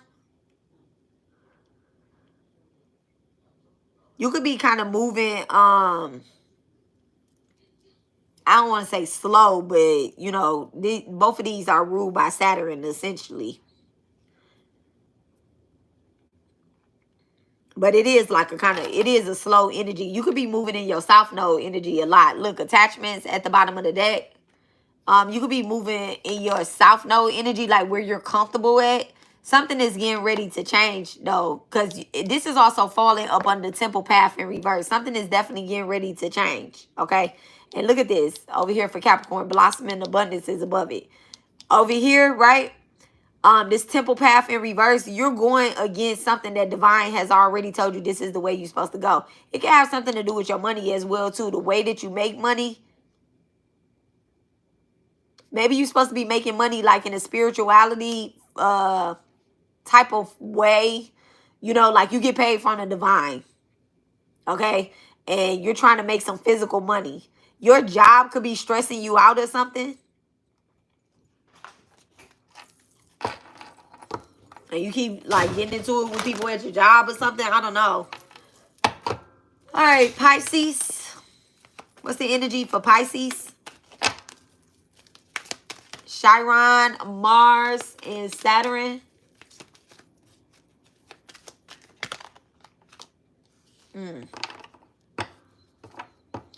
Fifth chakra, Archangel Gabriel.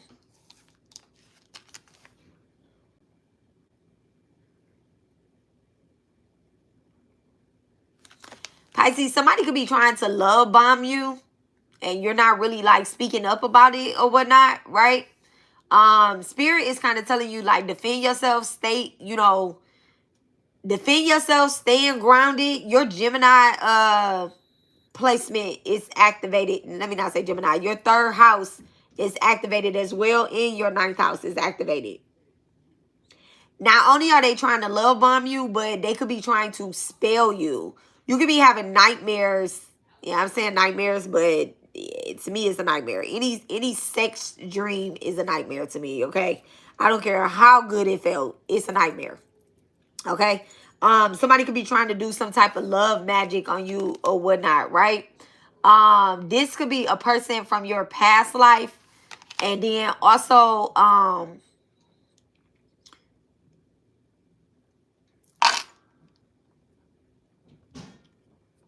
your Chiron is this wound that they are going through in order to get to you, right? I spoke about this before about entities entering into certain chakras. They're entering into certain chakras in order to attach to your physical, right? This person is entering through your throat chakra, okay? You have an unbalanced throat chakra. So it has something to do with you not speaking up. Like maybe somebody is saying something to you and you kind of turn your head to the side and like, huh? And then you don't say anything. You like, they ain't say what I thought they said. They did say what you thought they said, okay? You need to do some work on your Mars energy as well, okay? You might not have Pisces in, Chiron, but you definitely probably have it like in Mars or either Saturn. Okay. Let me get one card for the overall energy. Thank you so much, Spirit. Let me get, oh no, you know what? I ain't gonna get that. Let me get one surrender card for the overall energy. Spiritual jail. How to keep us out of spiritual jail. How to keep motherfuckers out of spiritual jail. Not motherfuckers, okay? A motherfucker can go to spiritual jail. How to keep us, the people that want to heal, the people that want to work on that has been working on their Chiron energy, whether they knew it or not. Okay, y'all about to go look up y'all charts. Y'all gonna go look up y'all charts, and y'all gonna be like, you know what? That is me. I do relate to that energy right there. Y'all gonna go look at y'all charts. Y'all gonna look at y'all Saturn placement, okay? And y'all gonna be like, you know what? I could benefit from some discipline. Okay, I could benefit from some discipline. Or you're going to go look at your Mars energy and be like, this is how I have to fight this type of cravings and, abuse that I am stomaching. This is how I have to deal with this. Okay? Y'all gonna go look at y'all charts. Please look at y'all charts.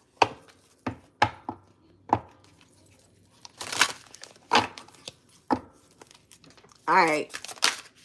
So first card is House 3 in reverse.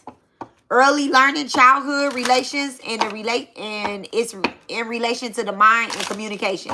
So Gemini house is activated by House 3. Somebody can have one of these signs in the third house. If you have it in the third house, you definitely need to be working on that. What you've learned in your childhood could be completely different than what you're doing right now. That's where Chiron gets his first wounds, is in the childhood. Thank you so much, Spirit.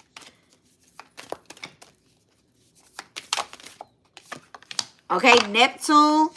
Okay, dream and transcend. Dream and transcend. I believe that Pisces is the other sign that's rule. Do they rule Neptune? That's who rule it? I don't know. Because Neptune is actually a planet of it's a planet for God. So dream and transcend. Okay, somebody definitely needs to wake the hell up. Okay, because they could be getting attacked in their dreams state. Union and merging and coming together. Okay, conjunctions. One of these signs, when you look it up in your birth chart, you're going to realize that it's conjunct in another sign, which means that these signs need to work together. Okay, so your Mars could be conjuncting your Chiron, and in order for you to heal a certain wound, you're going to have to use your defense signs. Okay, cardinal signs. What's that? Aries, Cancer, Libra, and Capricorn. Investigation, bravery, and a pioneer spirit. Aquarius on the cut and the sun card. Somebody can have an Aquarius sun that I'm talking to.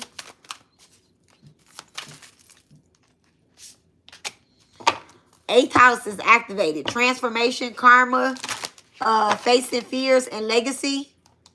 What was this? Libra, cornucopia. Okay, and I put it right over that. In order to find some type of balance, my Mars, Scorpios, y'all need to face some type of fear, burn some type of karma, and just be open to certain transformations.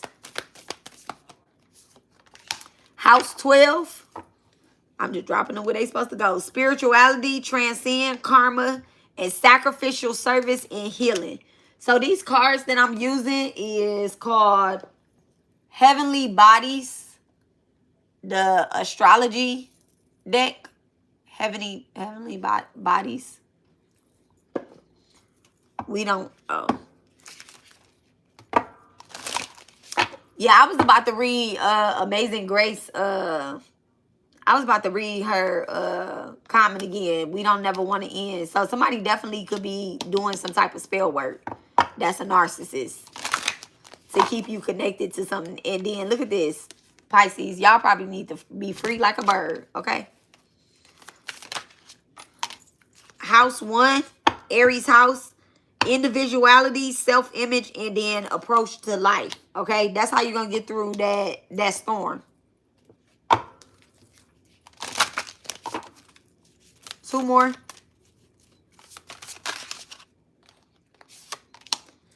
Fixed signs and then air signs. Okay, fixed signs is what?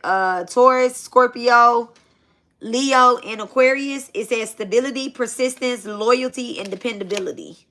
Okay, but it's coming out in reverse. So that's definitely where we can benefit from some healing.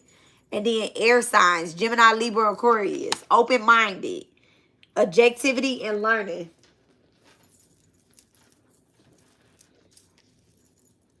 All right. And then we're going to get 3 surrender cards, and then that's going to be it, y'all. 3 surrender cards for the collective when it comes to spiritual jail, spiritual hell, and whatever else they trying to do here. Somebody definitely don't want to let go of their addictions. Okay, surrender to prayer at the bottom of the deck. So it says surrender to stress. Take a few deep breaths. Exhale the tension you built up in your body. Let the stress go as you come back to your center. Okay. Using the words center, ground, and clear are Reiki words that have really benefited me tremendously. Okay? Whether I'm doing Reiki at all, I know when I'm doing my readings, I'm clearing it out. Okay? A Reiki master has taught me that, and when I went to go get attunement done, she reminded me, like, hey, you know, because I'm a Reiki master as well too. We are Reiki masters. Okay, when you a spiritualist, you're a Reiki master as well. You don't need a piece of paper to say, okay, yeah, I'm a Reiki master, or whatever the case is. But it would really benefit if you did have a piece of paper. Okay, they just opened up a man, they just opened up a golf course out here, and they got Reiki. They got some stuff going on, and I'm about to go be a part of. Okay, I'm about to go be a part of. I'm about to go do some Reiki on some people. So surrender your desire to control people. It says being over controlling can sabotage relationship. Be more effectively achieve your goal. Back off, regroup, and give the situation some breathing room. And then surrender your addictions, okay? Whether you're addicted to substance, food, people, sex, or overworking. Take action to begin to heal the addictions and replace it with a healthier alternative. Okay? So, all right. So that is our talk, our reading, all of that. If y'all didn't catch it in the beginning, all right, about, you know, being under people's, you know, spell work or whatever the case is, y'all listen back to the beginning. It was a great story that I shared. That, you know, when you're really receiving downloads from the angels and the deities, they're always going to point you in the right direction. It might be to save your life, or it could be to save somebody else's life. We just got to continue to do our job. Okay. These surrender your addictions. And then I'm coming back to this. Will you add tabs? I definitely will add tabs. I went back and added tabs to the other reading that I did too, but I think I put it in the comments. I didn't put it on the description. I put it in the comments. In the other long ass reading that I did the other day for each sign.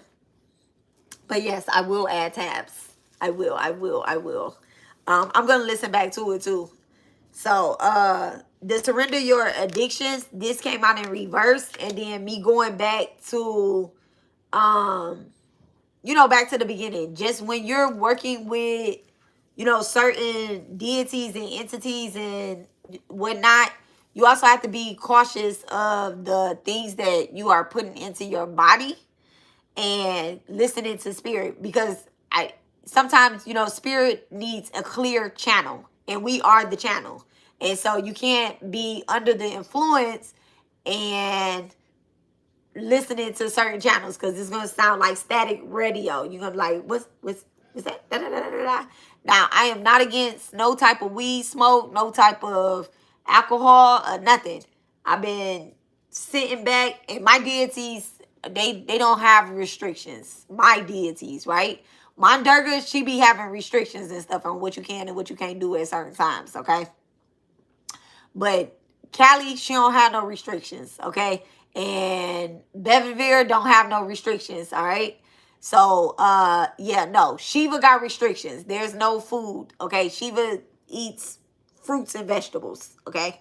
So, just like learning your deity, all right? Taking time out. I know when for some reason, when I was under the advice of like Eshu and Oguns and Urzali Dantur, for some reason I ate a lot of candy, a lot of peanuts, and a lot of almond joys, and, you know, just like petty candy, like a lot of petty candy, a lot of petty candy. I'm saying petty candy is what I call it for my kids, but like a lot of those little 2-cent candies and stuff. I eat a lot of candy when I'm working with, well, I used to eat a lot of candy when I'm working with certain deities and stuff like that. So just knowing, that's how you know that the deity is in you, okay?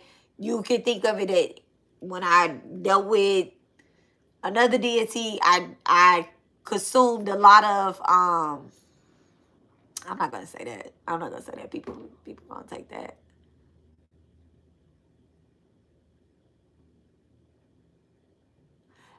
Okay. Okay. Lori said, I actually listened about listening to the frequencies while sleeping and switched to rain sounds instead and instantly clear. Yeah, rain sounds is really good. You know, in order to have a little balance, I love Krishna, so I listen to a lot of, you know, earth, and my husband would be like, put on that little flute music. Like, he's so silly. He call it a little flute music. But like Native American sounds, and we listen to a lot of rain around here. But listening to rain, I'll be done slept through all my alarms. All of them. I don't care, because I'm like, it's a storm. I don't just like rain sounds. I like thunder. Whenever it's raining and stuff, everybody slept past their alarm. We get good sleep over here. We all have strong Pisces placements. Okay, strong Pisces and Virgo placement, so that rain be raining. We'll sleep through it all. So we got to be cautious about that. But we need one of those bulldozer thing. Wake up, family! With rain, real rain outside, and certain rain things, because we be listening to storms. So yeah, listening to different frequencies, it really helps with your sleep. Okay, I had to tell my little Virgo son, like, you can't go to, she said, no, for real, slept through my whole shift yesterday, for real, right? I had to tell my little Virgo, I'm like, you're not a normal kid. You cannot go to sleep with no doggone thug music on. You be working up all mad and shit. You know, that really affects you. And then the frequencies and stuff. So I kind of got them, I got their asses up off of that. Okay, I just take their phones at nighttime. I don't want their phones by them anyway. So I'm like, you can play little music, little meditation music through the little speaker boxes and stuff. Okay, so this is just things that I'm sharing with you guys, you know, to help y'all kids. Because spiritual attack is real. It's real. And before I was listening to certain frequencies at night and stuff, like, you know, and when I'm not listening to certain frequencies at night and I'm just out here trying to thug it along or whatnot, spiritual attacks, they try to hit you in your dream state. Okay, that's what they try to. But definitely kind of maybe take a break on some of the things that we are consuming. Okay, and don't do it for your deity. Don't do it for the deity. Do it for yourself. Okay, don't do it for the deity. Do it for yourself. Because if you do it for the deity, you be like, okay, well, I'm going to fast for you. They're going to be like, so I'm only worthy of 40 days? 40 days and 40 nights, so all the other days you going to be a bad girl? They be judging us. So do it for yourself, okay? Do it for yourself. Do it because you want to be a clear channel. Okay, not, I want to be a clear channel for the deity. No, I just want to cleanse my body, you know? Words are spells. So do it for yourself. Don't just do it for a deity. You know, do it for yourself. Do it because you want to do it for you. Very interesting. I put a mirror on my altar for my Lakshmi, and I just did like this, and I could see myself in the mirror. That never happens. Okay. So, all right, guys, we are wrapping this up. I love y'all. I'm gonna listen back to this long message. I gotta go do my go do some work. Make sure y'all like the video. Make sure y'all share it with others. I've noticed that when I am live, it takes a minute for it to upload. So the best bet is to share it to yourself. Okay, to share it to yourself, like send it to your text messages, and then you can kind of watch it while it's like that. So I shared it to my Twitter, so I am going to go and click on the link in the Twitter, as opposed to trying to come back onto my page and click it there, because it takes a while for it to upload when it's really long. Okay. Thank you so much, Lori. And thank you so much, Amazing Grace. Y'all didn't have to clear out anybody today, okay? Y'all didn't have to clear out anybody. But I do want to tell y'all, too, that I am very grateful that I have made y'all as friends through the Divine Mother. On here and, like, you know, off here. I really want to say that I appreciate y'all, and you know, I'm very grateful that y'all here, and anybody else that has clicked into this live, shared it, not even just shared it. Y'all don't really even got to share it, but just picked up something from here. Okay, it just lets me know that I'm kind of, you know, on the right path still. And y'all are on the right path too. Y'all not on the right path because y'all are here with me, but I could just feel the energy. Okay, I do want to say that I'm grateful to y'all. And I will talk to y'all later. Y'all know, call me, page me, BB if y'all need to reach me. Okay? And that's to anybody. 346-702-4044 is the Healing Garland number. Okay? You need any spiritual advice, counseling, or direction of any sort. All right, I'm going to try to point you in the right direction. If not, I'm going to point you to somebody else. Okay? All right. Infinite wisdom and knowledge. Thank you so much. Okay. Love y'all. Bye-bye.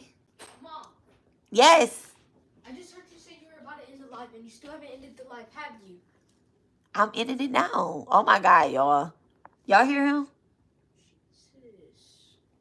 Did you end it yet? I'm about to end it now. Mom, yeah.